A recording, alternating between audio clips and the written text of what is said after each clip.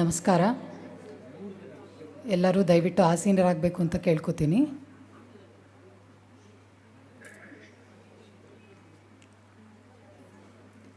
ಎಲ್ಲರೂ ದಯವಿಟ್ಟು ತಮ್ಮ ಮೊಬೈಲ್ ಫೋನ್ಗಳನ್ನು ಸೈಲೆಂಟಲ್ಲಿ ಹಾಕ್ಕೊಳ್ಳಿ ಅಂತ ಕೇಳ್ಕೊತೀನಿ.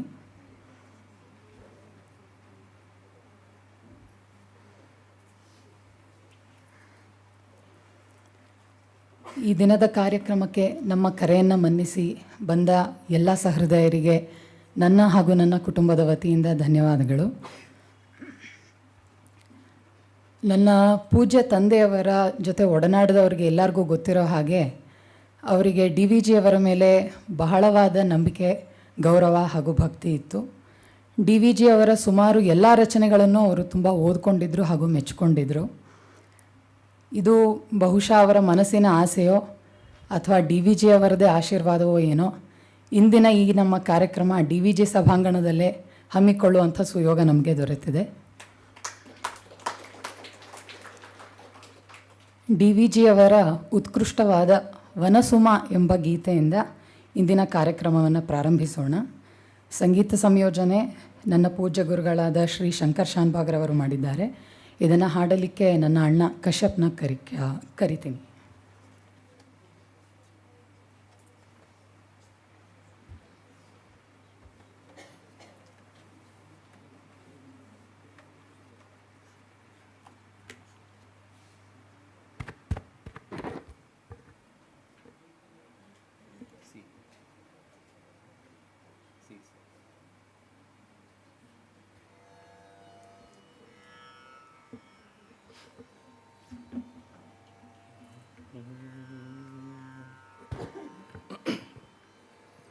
ಓಂ ತತ್ಸತ್. ಎಲ್ಲರಿಗೂ ನಮಸ್ಕಾರ.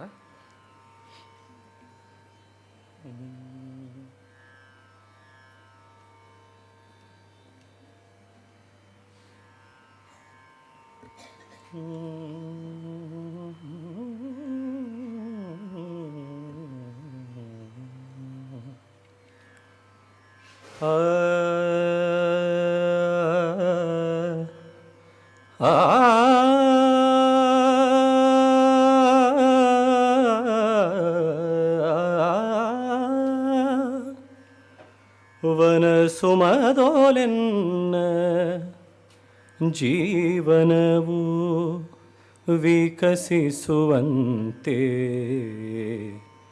ಮನವನನುಗೊಳಿಸು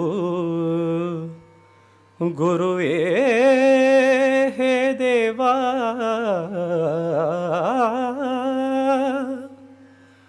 ವನಸುಮದೋಲೆನ್ನ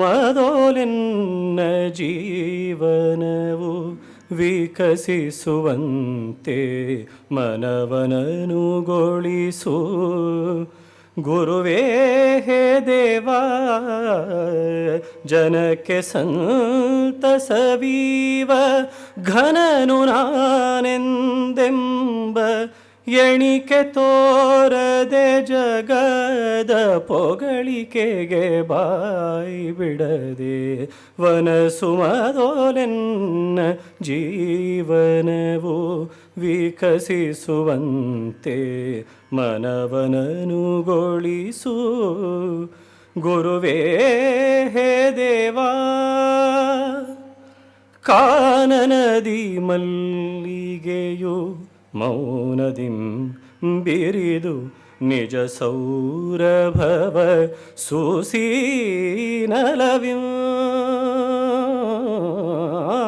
ಕಾನನದಿ ಮಲ್ಲಿಗೆಯು ಮೌನದಿಂ ಬಿರಿದು ನಿಜ ಸೌರಭವ ಸೂಸೀನಲವಿಂ. ತಾನೆಲೆಯ ಪಿಂತೀರ್ದು ದೀನತೆಯ ತೋರಿ ಅಭಿಮಾನವನು ತೋರೆದು ಕೃತಕೃತ್ಯತೆಯ ಪಡೆವಂತೆ ವನಸುಮದೋಲೆನ್ನ ಜೀವನವು ವಿಕಸಿಸುವಂತೆ ಮನವನನುಗೊಳಿಸು ಗುರುವೇ ಹೇ ದೇವಾ. ಉಪಕಾರಿ ನಾನು ಎನ್ನು ಪ್ರಕೃತಿಯು ಜಗಕ್ಕೆಂಬ ಉಪಕಾರಿ ನಾನು ಎನ್ನು ಪ್ರಕೃತಿಯು ಜಗಕ್ಕೆಂಬ ವಿಪರೀತ ಮತಿಯನುಳಿದು ಉಪಕಾರಿ ನಾನು ಎನ್ನು ಪ್ರಕೃತಿಯು ಜಗಕ್ಕೆಂಬ ವಿಪರೀತ ಮತಿಯನುಳಿದು ವಿಪುಲಾಶ್ರಯವನೀವ ಸುಫಲ ಸುಮಭರಿತ ಪಾದ ಪದಂತೆ ನೈಜ ಮಾದೊಳ್ಪಿನಿಂ ಬಾಳ್ವಬೋಲು ವನ ಸುಮದೋಲೆನ್ನ ಜೀವನವು ವಿಕಸಿಸುವಂತೆ ಮನವನನುಗೊಳಿಸು ಗುರುವೇ ಹೇ ದೇವಾ ಜನಕ್ಕೆ ಸಂತಸವೀವ ಘನನು ನಾನೆಂತೆಂಬ ಎಣಿಕೆ ತೋರದೆ ಜಗದ ಪೊಗಳಿಕೆಗೆ ಬಾಯ್ ಬಿಡದೆ ವನ ಸುಮದೋಲೆನ್ನ ಜೀವನವು ವಿಕಸಿಸುವಂತೆ ಮನವನನುಗೊಳಿಸು ಗುರುವೇ ಹೇ ದೇವಾ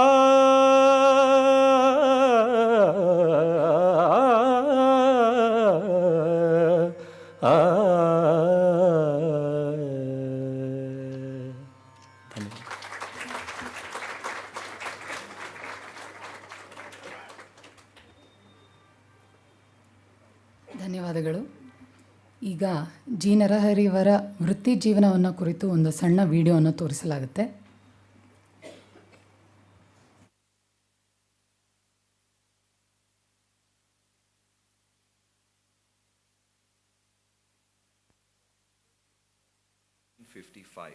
In the temple town of Harihar in the present Davangere district.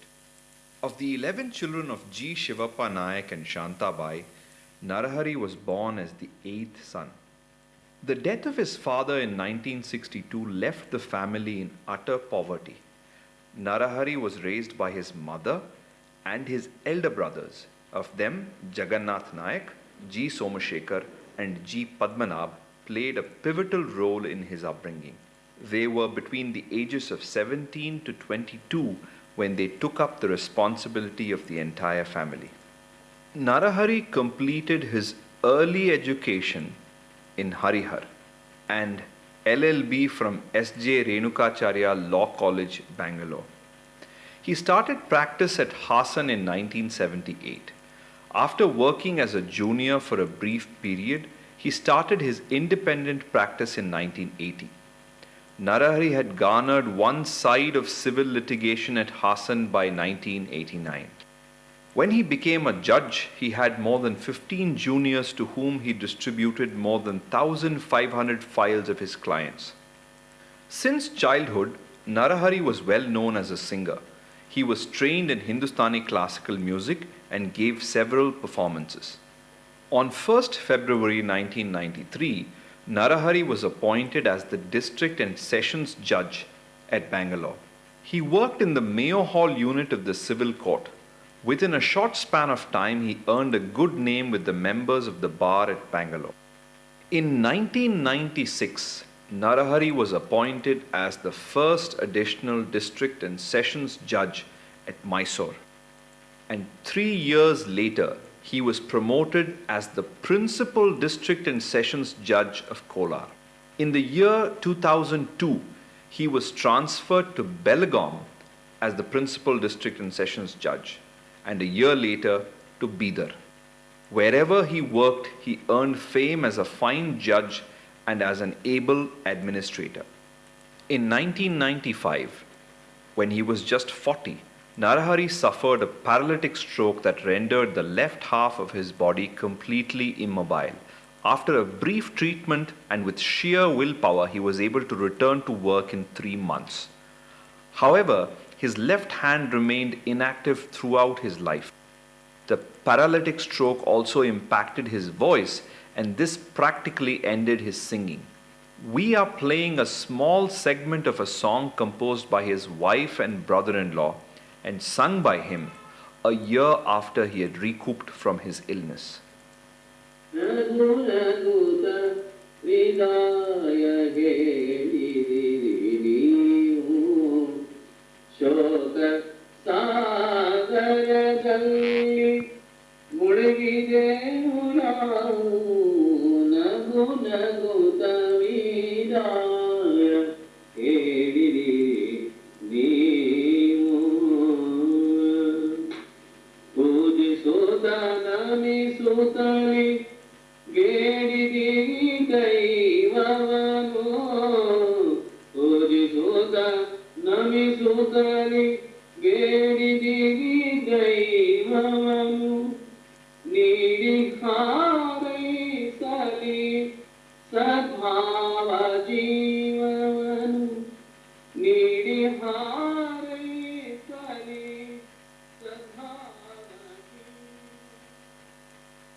Narahari continued to work for the remaining part of his life with this medical condition which affected the left part of his body.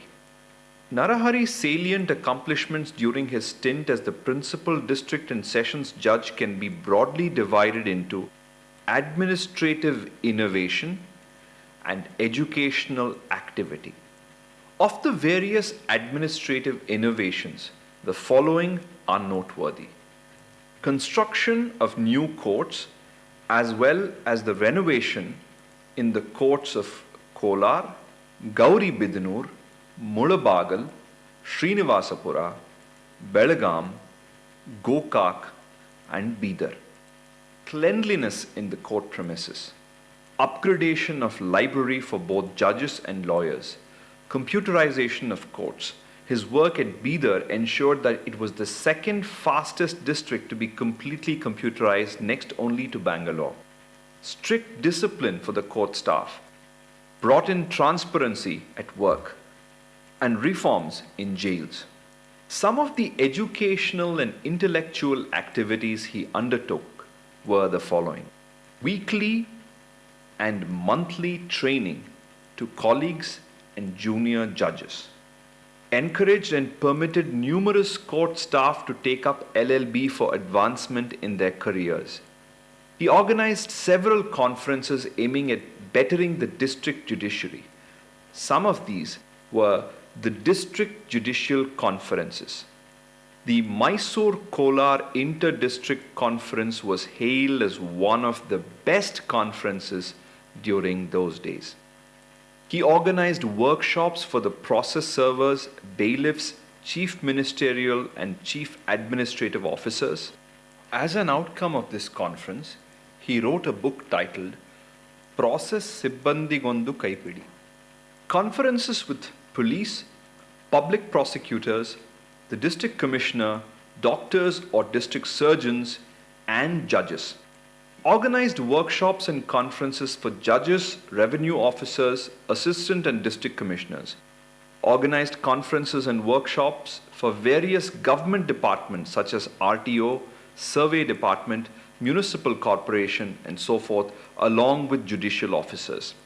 As the head of the District Legal Services Authority, Narahari expanded the number of legal literacy camps to the length and breadth of every district he worked in. Narahari's expertise was not narrow to the study of law. He was a voracious reader and was well read in Kannada and English literature. The work he loved the most was D.V. Gundappa's Manku Timmana Kagga.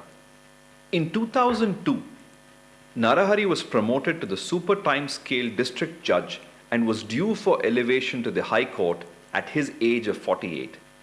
At this juncture, a series of investigations were carried out against him by officers junior to his rank, and 3 departmental enquiries were conducted on charges that assassinated his character. The inquiry ensured that his elevation was kept in abeyance. The inquiry, perhaps the longest in the history of Karnataka judiciary, prolonged till 2010. His request for resignation in 2006 was rejected. When he was suspended in 2005 due to pendency of inquiry, the members of the bar at Bidar and other taluks boycotted the courts. The boycott continued for nearly a month. It also spread to the neighboring district of Gulbarga. It was only after the intervention of Narahari himself that the advocates started attending the courts. His illustrious career as a judge came to an end in 2011.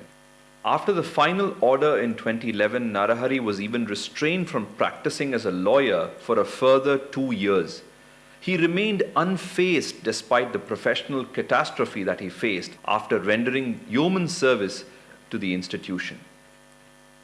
He had trained his mind to be detached to the outcome of the outside world while continuing to be full of life in his daily work and routine.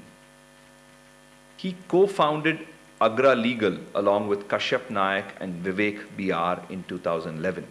For 2 years, he confined himself to chamber practice.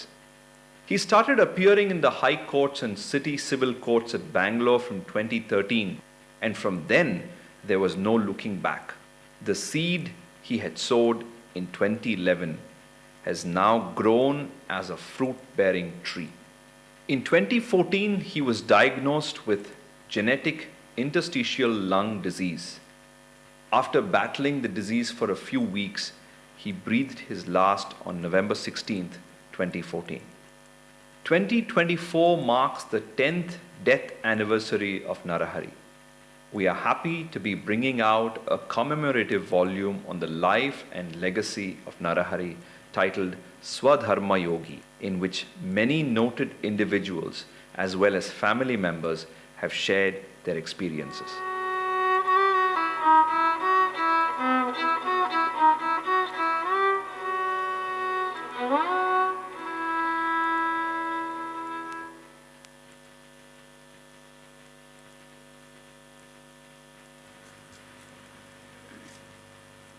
Thank you for watching.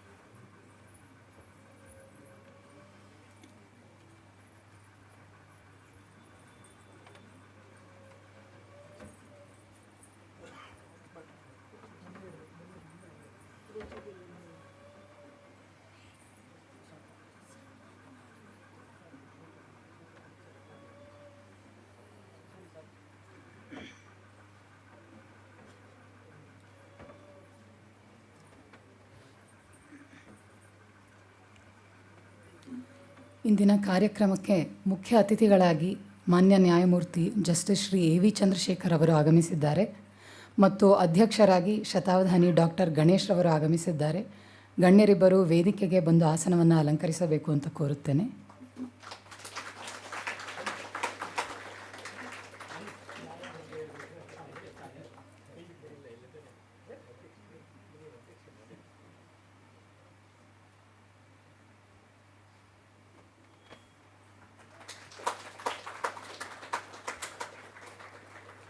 ಇಂದು ಲೋಕಾರ್ಪಣೆಗೊಳ್ಳುತ್ತಿರುವ ಸ್ವಧರ್ಮಯೋಗಿ ಪುಸ್ತಕದ ಸಂಪಾದಕರಾದ ಕಶ್ಯಪ್ ನಾಯಕ್ ಅವರು ಕೂಡ ವೇದಿಕೆಗೆ ಬರಬೇಕು ಅಂತ ಕೋರ್ತೇನೆ.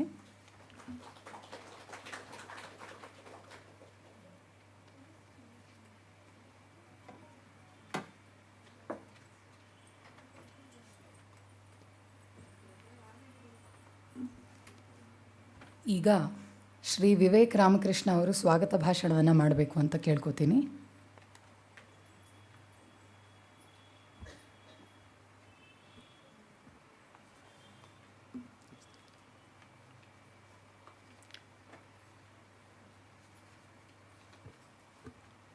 Good evening, everyone. We witnessed a very wonderful compilation of photographs and the video which was created by Kashyap and his friend. That was very lovely to witness. I deem it a privilege to address this august gathering and to welcome you all to this wonderful occasion. As I observe from here, we have people from all walks of life senior advocates and the colleagues who have just started practicing, the authors and artists, publishers, and members of extended family of Sri Narahari. In a way, this gathering is depicting the personality of Mr. Narahari, who was so multifaceted. Those of you who are attending this event, due to the warmth you share with his immediate family, might also be quite aware that his family is also a reflection of his. The common binding factor for everyone present here would be the inspiring life of Sri Narahari led. What can be a better way to honor him than bringing out a commemorative volume in his memory, which could make his life inspire newer generations? However, this would not have been possible without the active support of many of you present in this hall. We have amidst us Honorable Mr. Justice A.V. Chandrashekhar, retired judge of the High Court of Karnataka, who graciously agreed to be the chief guest for today's event. He is not new to the audience of Gokhale Institute of Public Affairs, as he has delivered several lectures from this very stage. However, what many may not know is his intimate connection with today's event. Justice A.V. Chandrashekhar was a friend and associate of Sri Narahari from 1984, since the time two of them were advocate practicing in Hassan district. Known for integrity, honesty, and fine judicial temperament, Justice Honorable A.V. Chandrashekhar is well known among lawyers to be one of the finest judges to have presided over the bench. The reason he was obvious choice to be the chief guest for today's event was not only due to his long association with Mr. Narahari, but also due to the similarity of such emulative qualities he has shared with him. Sir, we are very honored to have you amidst us. I extend a very warm welcome to you, and I request my friend Abhijit Atur to give you a memento as a token of our respect.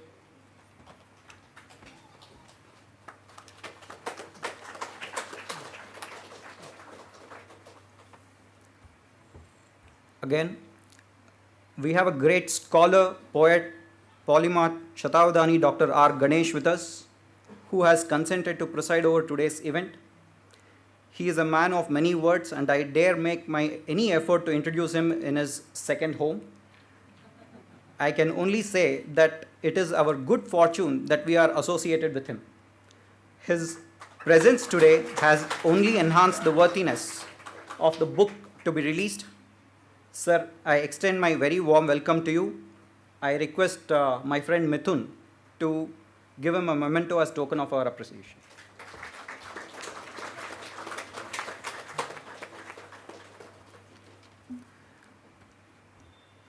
I also extend a very warm welcome to Sri S.R. Ramaswamy, who is a backbone of this entire Gokhale Institute.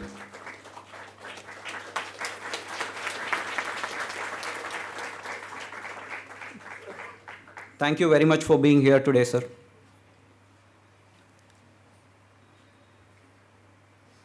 I would like to extend a warm welcome to Dr. SHobha Shashikumar and her students and the musicians along with her. You would be witnessing all of them perform in the second session later in the evening. We are extremely thrilled to welcome them for today's event.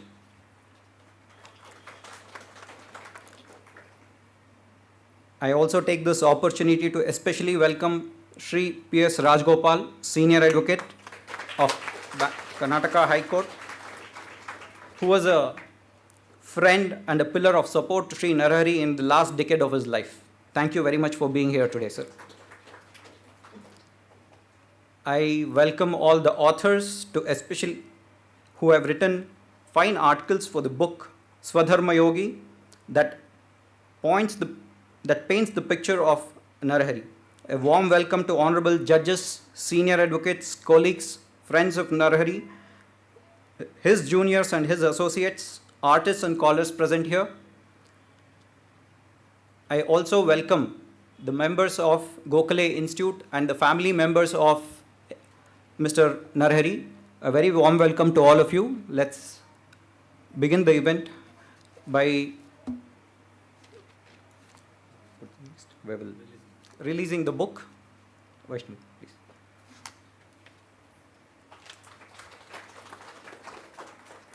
Thank you Vivek. ಈಗ ಸ್ವಧರ್ಮಯೋಗಿ ಪುಸ್ತಕವನ್ನು ವೇದಿಕೆ ಮೇಲಿರುವ ಗಣ್ಯರು ಲೋಕಾರ್ಪಣೆ ಮಾಡಬೇಕು ಅಂತ ಕೇಳ್ಕೊತೀನಿ.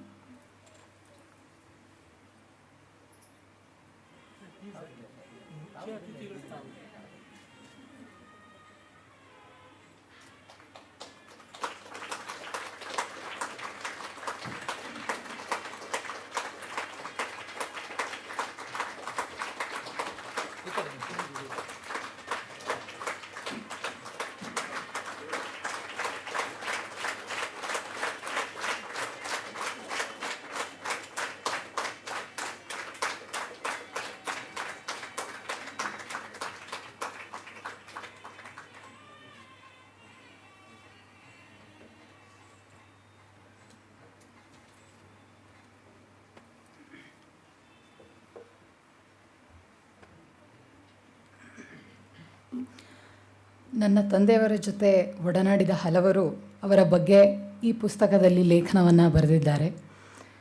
ಆ ಹಲವು ಲೇಖಕರು ಇವತ್ತು ನಮ್ಮೊಟ್ಟಿಗೆ ಇಲ್ಲಿದ್ದಾರೆ. ಅವರನ್ನೆಲ್ಲ ವೇದಿಕೆಗೆ ಕರೆಯಲಿಕ್ಕೆ ಇಷ್ಟಪಡ್ತೀನಿ. ತಾವೆಲ್ಲರೂ ದಯವಿಟ್ಟು ವೇದಿಕೆ ಮೇಲೆ ಬಂದು ನಮ್ಮ ಕೃತಜ್ಞತೆಯನ್ನು ಸ್ವೀಕರಿಸಬೇಕು ಅಂತ ವಿನಂತಿ. ಮುಖ್ಯ ಅತಿಥಿಗಳಾದ ಜಸ್ಟಿಸ್ ಚಂದ್ರಶೇಖರ್ ಅವರು ಈ ಪುಸ್ತಕವನ್ನು ಮತ್ತು ಒಂದು ಕಿರುಕಾಣಿಕೆಯನ್ನು ಎಲ್ಲ ಲೇಖಕರಿಗೆ ಕೊಡಬೇಕು ಅಂತ ಕೇಳ್ಕೊತೀನಿ. ಒಬ್ಬರೊಬ್ಬರದಾಗೆ ಹೆಸರು ಕರಿತೀನಿ, ದಯವಿಟ್ಟು ಬನ್ನಿ. ಶ್ರೀ MS ಬಾಲಕೃಷ್ಣ, ನಿವೃತ್ತ ನ್ಯಾಯಾಧೀಶರು.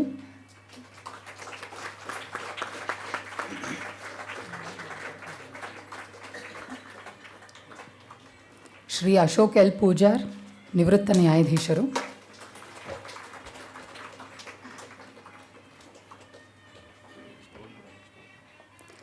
Shri NS Patil, judicial member, land grabbing tribunal.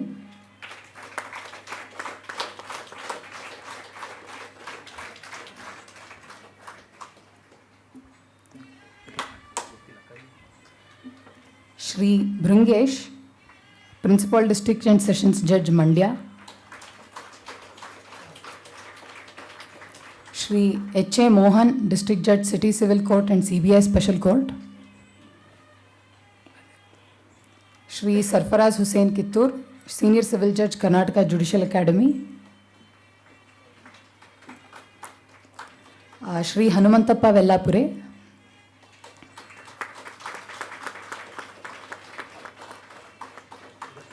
Shri K Anil Kumar.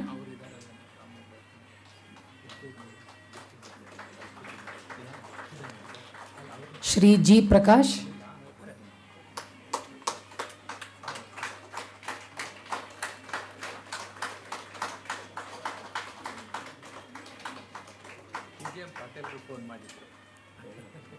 K Anil Kumar.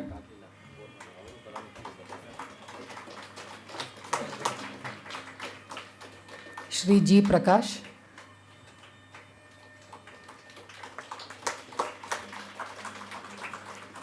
Shrimati K Nagamani Shastri ಅವರ ಪರವಾಗಿ ಶ್ರೀ ಪ್ರಸನ್ನ ರಾಘವ ಶಾಸ್ತ್ರಿ.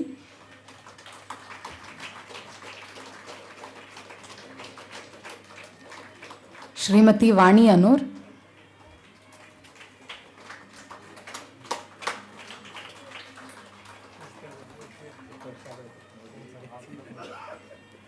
ಶ್ರೀಮತಿ ವಾಣಿ ಅನೂರ್ ಹಾಗೂ ಶ್ರೀ ಅಕ್ಷಯ್ ವಿಶ್ವರೂಪ್.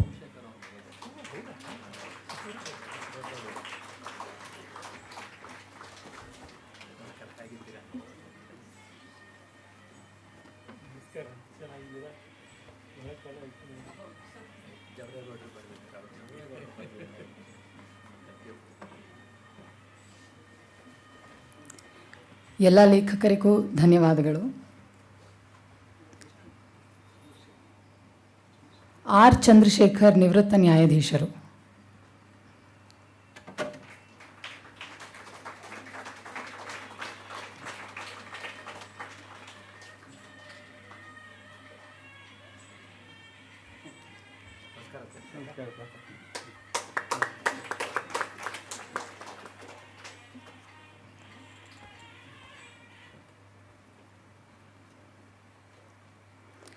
ಸ್ವಧರ್ಮಯೋಗಿ ಪುಸ್ತಕವನ್ನು ಹೊರತರೋದಕ್ಕೆ ಹಲವರ ಸಹಾಯ ಮತ್ತು ಮಾರ್ಗದರ್ಶನ ನಮಗೆ ದೊರೆತಿದೆ. ಅವರುಗಳ ಸಹಕಾರ ಇಲ್ಲದೆ ಈ ಪುಸ್ತಕ ಬಹುಶಃ ಬೆಳಕನ್ನು ಕಾಣೋದು ಸಾಧ್ಯವಾಗ್ತಿರಲಿಲ್ಲ. ನಮಗೆ ಹಲವು ಬಗೆಗಳಲ್ಲಿ ಸಹಾಯ ಮಾಡಿದ ಎಲ್ಲರಿಗೂ ನಮ್ಮ ಕೃತಜ್ಞತೆಯನ್ನು ತೋರಿಸ್ತೀವಿ. ಅದರ ಸಂಕೇತವಾಗಿ ಒಂದು ಕಿರುಕಾಣಿಕೆಯನ್ನು ನೀಡಲು ಇಷ್ಟಪಡ್ತೀವಿ. ದಯವಿಟ್ಟು ಡಾಕ್ಟರ್ ಗಣೇಶ್ ಅವರು ಅವರಿಗೆ ಕೊಡಬೇಕು ಅಂತ ಕೇಳ್ಕೊತೀನಿ. ಮೊದಲಿಗೆ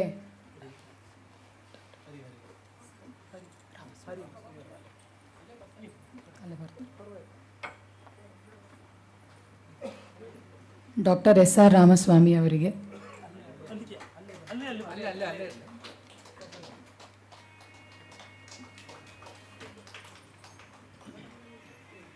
ಹಲವು ಹಂತಗಳಲ್ಲಿ ನಮಗೆ ಸಹಕಾರ ಮತ್ತು ಮಾರ್ಗದರ್ಶನ ನೀಡಿದ್ದಕ್ಕೆ ನಾವು ಸದಾಋಣಿಗಳು. ಶ್ರೀ ಹರಿ Ravikumar. Hari is an author, editor, orator, musician, publisher and designer. He has been instrumental in bringing out this book, from editing the English articles to typesetting and designing the entire book. He has also published this book. The voice that you heard in the video was of Hari. This book could not have been offered today without Hari. Thank you, Hari. Shri Arjun Bharadwaj. Arjun is a multifaceted scholar. He is well versed in many Indic languages such as Sanskrit, Kannada, Prakrit, and foreign languages such as English, German, Italian, Greek, and Latin. He has ably assisted Kashyap in editing and proofreading several articles of this book. Thank you, Arjun. Shri Shashikiran. Shashikiran is a young and dynamic scholar who is well versed in Sanskrit and Kannada.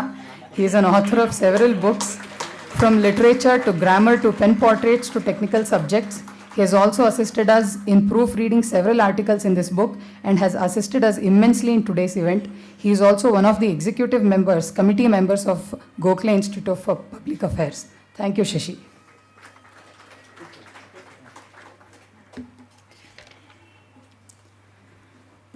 ಇಂದಿನ ಕಾರ್ಯಕ್ರಮಕ್ಕೆ ಹಿರಿಯ ವಕೀಲರಾದ ಶ್ರೀಯುತ PS Rajagopal ಅವರು ಆಗಮಿಸಿದ್ದಾರೆ. ನರಹರಿ ಅವರು ತಮ್ಮ ಜೀವನದ ಕೊನೆಯ ದಶಕದಲ್ಲಿ PS ರಾಜಗೋಪಾಲ್ ಅವರಿಂದ ಬಹಳ ಉಪಕೃತಿ ಹೊಂದಿದರು. ಅವರಿಗೆ ನನ್ನ ಕುಟುಂಬದವರು ಸದಾ ಆಭಾರಿಗಳು. ನಮ್ಮ ಆಭಾರವನ್ನು ವ್ಯಕ್ತಪಡಿಸಲಿಕ್ಕೆ ಅವರು ನಮಗೆ ಅವಕಾಶ ಮಾಡಿಕೊಡಬೇಕು. ಸರ್, ದಯವಿಟ್ಟು ವೇದಿಕೆಗೆ ಬರಬೇಕು ಅಂತ ಕೇಳ್ಕೊತೀನಿ. ವಿವೇಕ್ ಅವರು ಅವರನ್ನು ಕರೆತರಬೇಕು ಅಂತ ಕೇಳ್ಕೊತೀನಿ.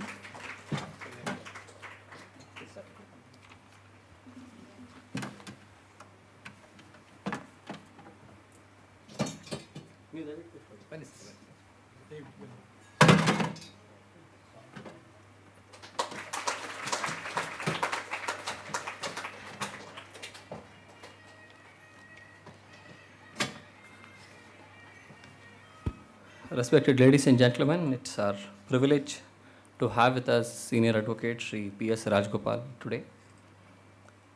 Born on 1st of September 1951, Shri PS Rajgopal graduated in physics and completed his MSc in nuclear physics. He initially worked as a lecturer in nuclear physics. In 1972, he joined Canara Bank and worked there till 1986.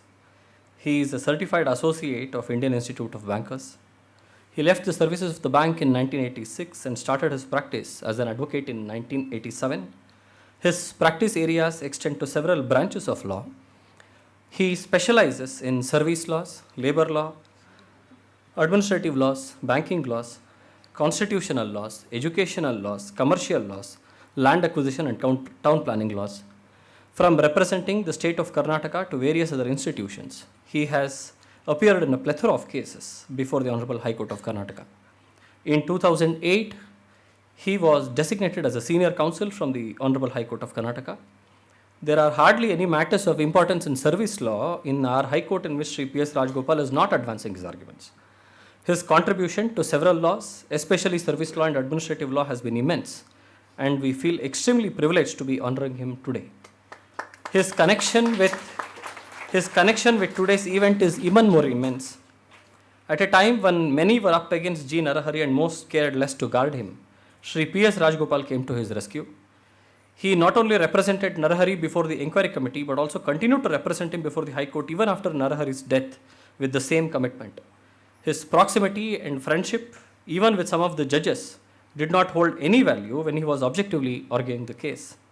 From alleging bias against those very judges to calling the entire inquiry a sham, he feared none to call spade a spade. The fact that some of the judges were getting elevated did not bother him while cross-examining them. He treated them as any other witness.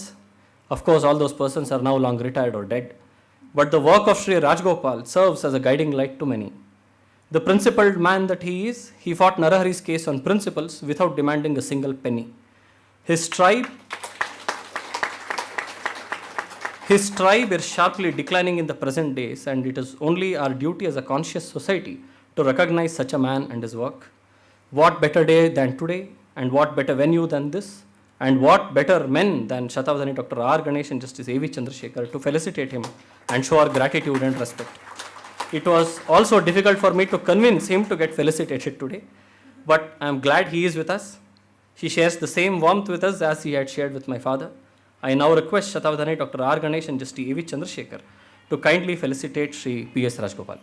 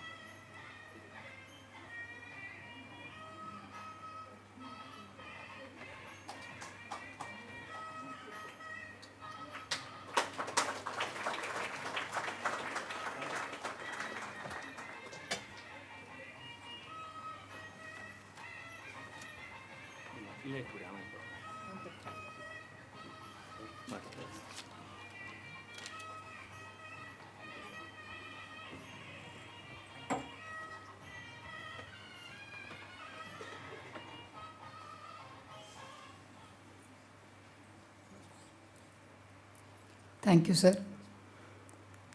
ಈಗ ಸಭೆಯನ್ನು ಉದ್ದೇಶಿಸಿ ಮುಖ್ಯ ಅತಿಥಿಗಳಾದ justice A V Chandrashekar ಅವರು ಮಾತಾಡಬೇಕು ಅಂತ ಕೇಳ್ಕೊತೀನಿ.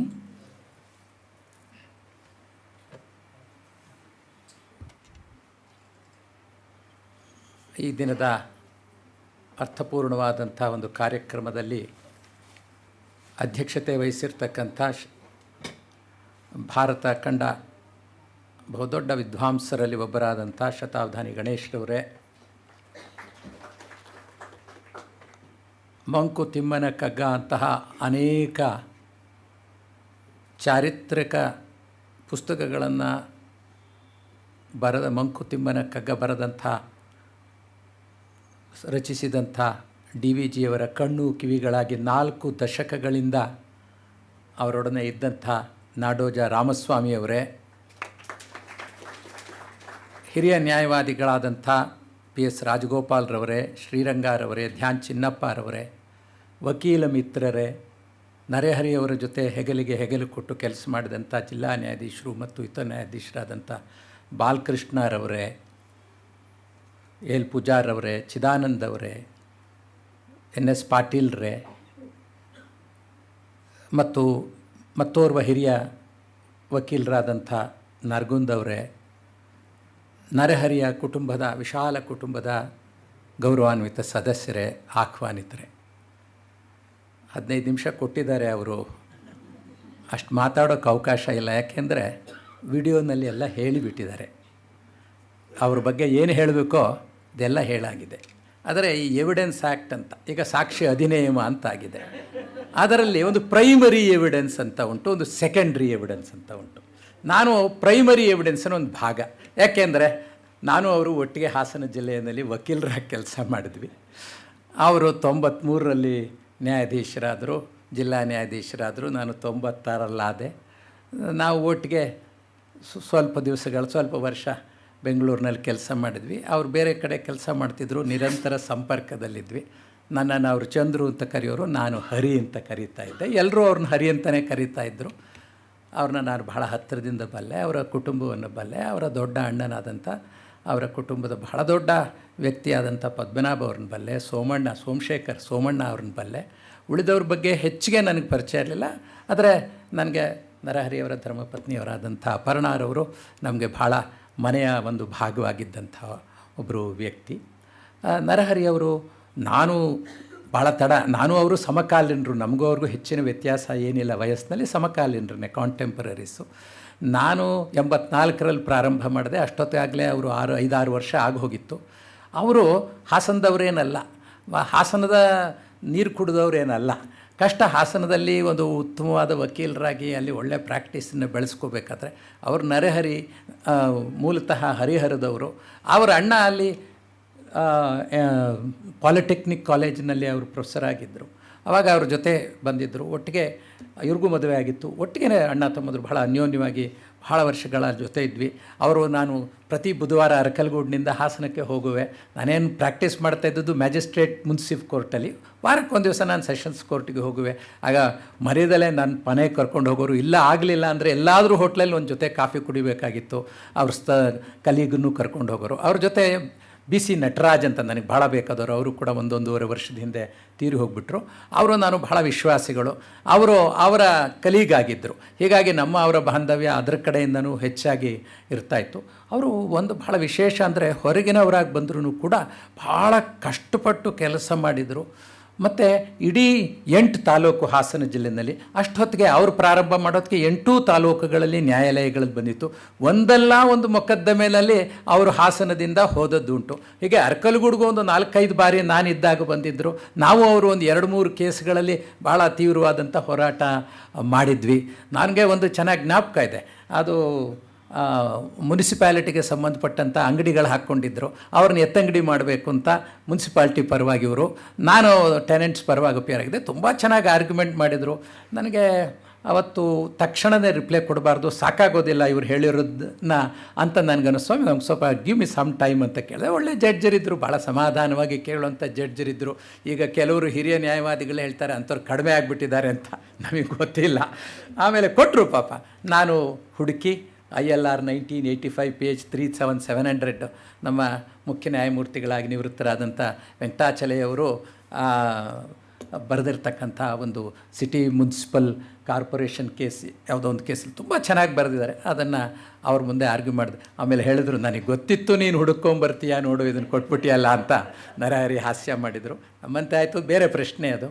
ಆಮೇಲೆ ಹಾಸನಕ್ಕೆ ಪ್ರತಿ ಬುಧವಾರ ಹೋದಾಗ ಹೇಳೋರು, ಅದೇನೋ ನೀನು ಕ್ರಿಮಿನಲ್ ಕೇಸು ಅದು ಇದು ಹಿಡ್ಕೊಂಬರ್ತಾ ಇರ್ತೀಯ, ಏನೋ ಮಾಡ್ತಾ ಇರ್ತೀಯಲ್ಲ ನೀನು, ನನಗೆ ಕ್ರಿಮಿನಲ್ ಅಂದರೆ ಆಗೋ ಅರ್ಥವಾಗಲ್ಲ. ನಿಮಗೂ ಯಾವಾಗಲಾದ್ರು ಬಂದಾಗ ಅರ್ಥವಾಗುತ್ತೆ ಅಂದರು. ಒಂದು 2 ತಿಂಗಳೊಳಗಡೆ ಯಾವುದೋ ಒಂದು ಭಾಳ ದೊಡ್ಡ ಕೇಸ್ ಅವ್ರಿಗೆ ಬಂತು ಅರಕಲಗೂಡಿನಲ್ಲಿ. ಅವರೇ ಬಂದು ಆರ್ಗ್ಯುಮೆಂಟ್ ಮಾಡಿದ್ರು. ನಾನು ಕೇಳ್ತಿದ್ರು ಇದೆಲ್ಲ ಹೇಗೆ ಅಂತ. ನಾನು ಸ್ವಲ್ಪ ಸೂಕ್ಷ್ಮವಾಗಿ ನಮ್ಗೆ ತಿಳಿದದ್ದನ್ನು ನಾನು ಹೇಳಿದೆ. ಒಂದು ಅವರ ಸ್ವಭಾವ ಏನು ಅಂತ ಹೇಳಿದ್ರೆ ಭಾಳ ಉತ್ತಮವಾದಂಥ ವಾಗ್ಮಿ. ನಮಗೆ ಈಗ ಮೊದಲು ನ್ಯಾಯಾಧೀಶರಿಗೆ ಕೈ ಮೇಲೆ ಹೀಗೆ ಗದ್ದದ ಮೇಲೆ ಕೈ ಕೊಟ್ಕೊಂಡು ಆರ್ಗ್ಯುಮೆಂಟ್ ಕೇಳೋದು, ರೆಕಾರ್ಡ್ ಮಾಡೋದು, ಎವಿಡೆನ್ಸು ಅಷ್ಟೇ ಇದ್ದದ್ದು. ಈಗ ಹಾಗಲ್ಲ. ಈಗ ಏನು ಮಾಡಿದ್ದಾರೆ ಅಂದರೆ ಲೀಗಲ್ ಸರ್ವೀಸಸ್ ಅಥಾರಿಟೀಸ್ ಆ್ಯಕ್ಟ್ ಅಂತ ಒಂದು ಕೇಂದ್ರ ಶಾಸನ ಅದು. ಅದರ ಪ್ರಕಾರ ಎಲ್ಲ ನ್ಯಾಯಾಧೀಶರು ಕೂಡ ಈ ಕಾನೂನು ಸೇವೆಗಳು ಅಂದರೆ ಬಡವರಿಗೆ, ಯಾರು ದುರ್ಬಲರಿದ್ದಾರೆ ಅವ್ರಿಗೆ ಒಂದು ಉಚಿತವಾದಂಥ ಕಾನೂನು ನೆರವು ಕೊಡಬೇಕು. ಅದನ್ನೇನೋ ಮಾಡ್ಬೋದಪ್ಪ, ಯಾರು ಬಂದಿರ್ತಾರೆ ಅರ್ಜಿ ತೊಗೊಂಡೇನೋ ಮಾಡ್ಬೋದು. ಆಯಿತು. 2ನೇದು ಲೋಕ ಅದಾಲತ್ತು. ಆಯಿತು, ಲೋಕ ಅದಾಲತ್ತುಗಳನ್ನು ಹಾಗೂ ಹೀಗೂ ನಡೆಸ್ಬೋದು. ಬಹಳ ಮುಖ್ಯವಾದ್ದು ಅಂದರೆ ಜನಸಾಮಾನ್ಯರಿಗೆ, ಹಳ್ಳಿನಲ್ಲಿರೋ ಜನಕ್ಕೆ ಅವ್ರ ಮನೆ ಹತ್ತಿರನೇ ಹೋಗಿ ನಿಮಗೆ ಕಾನೂನಿನಲ್ಲಿರುವಂಥ ಅಂಶಗಳನ್ನು ಹೇಳಬೇಕು ಅಂತ.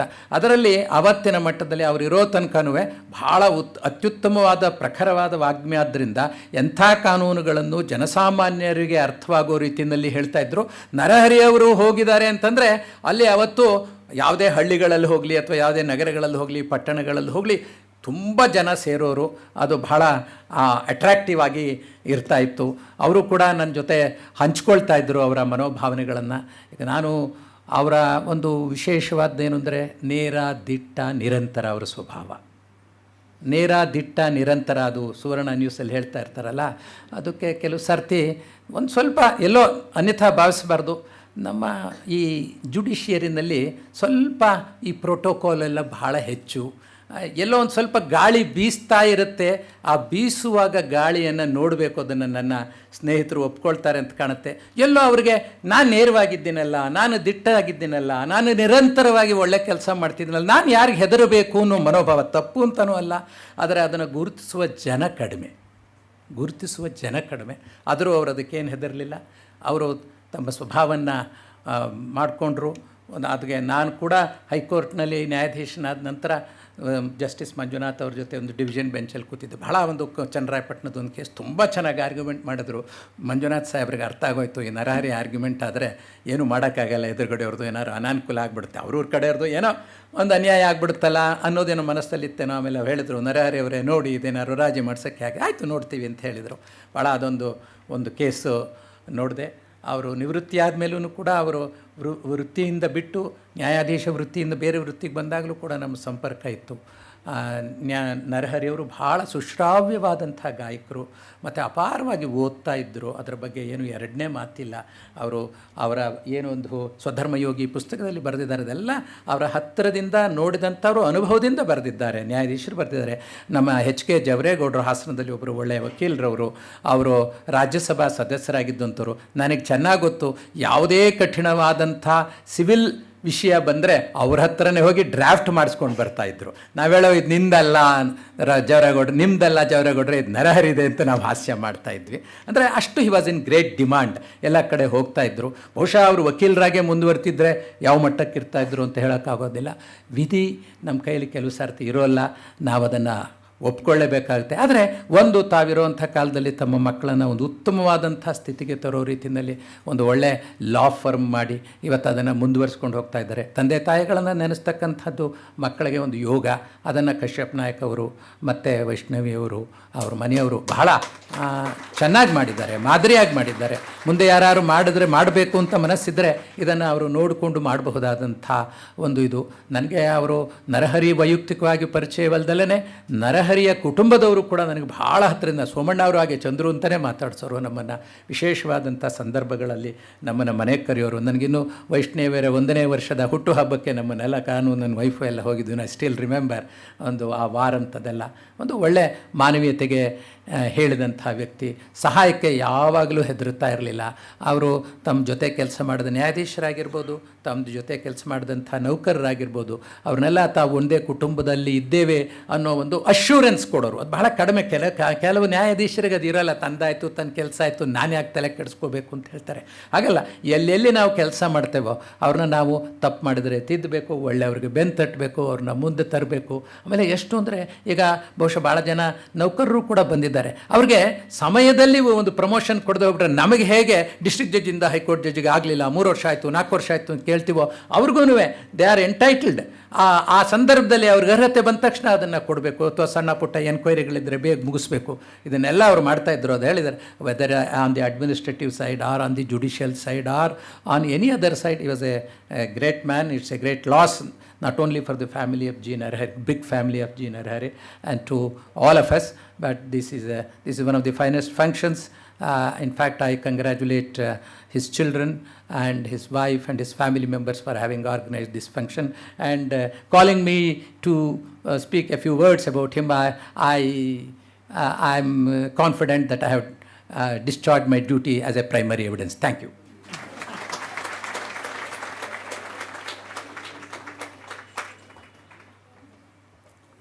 ಧನ್ಯವಾದಗಳು ಸರ್. ಈಗ ಅಧ್ಯಕ್ಷರಾದ ಡಾಕ್ಟರ್ ಗಣೇಶ್ ಅವರು ಸಭೆಯನ್ನು ಉದ್ದೇಶಿಸಿ ಮಾತಾಡಬೇಕು ಅಂತ ಕೇಳ್ಕೊತೀನಿ.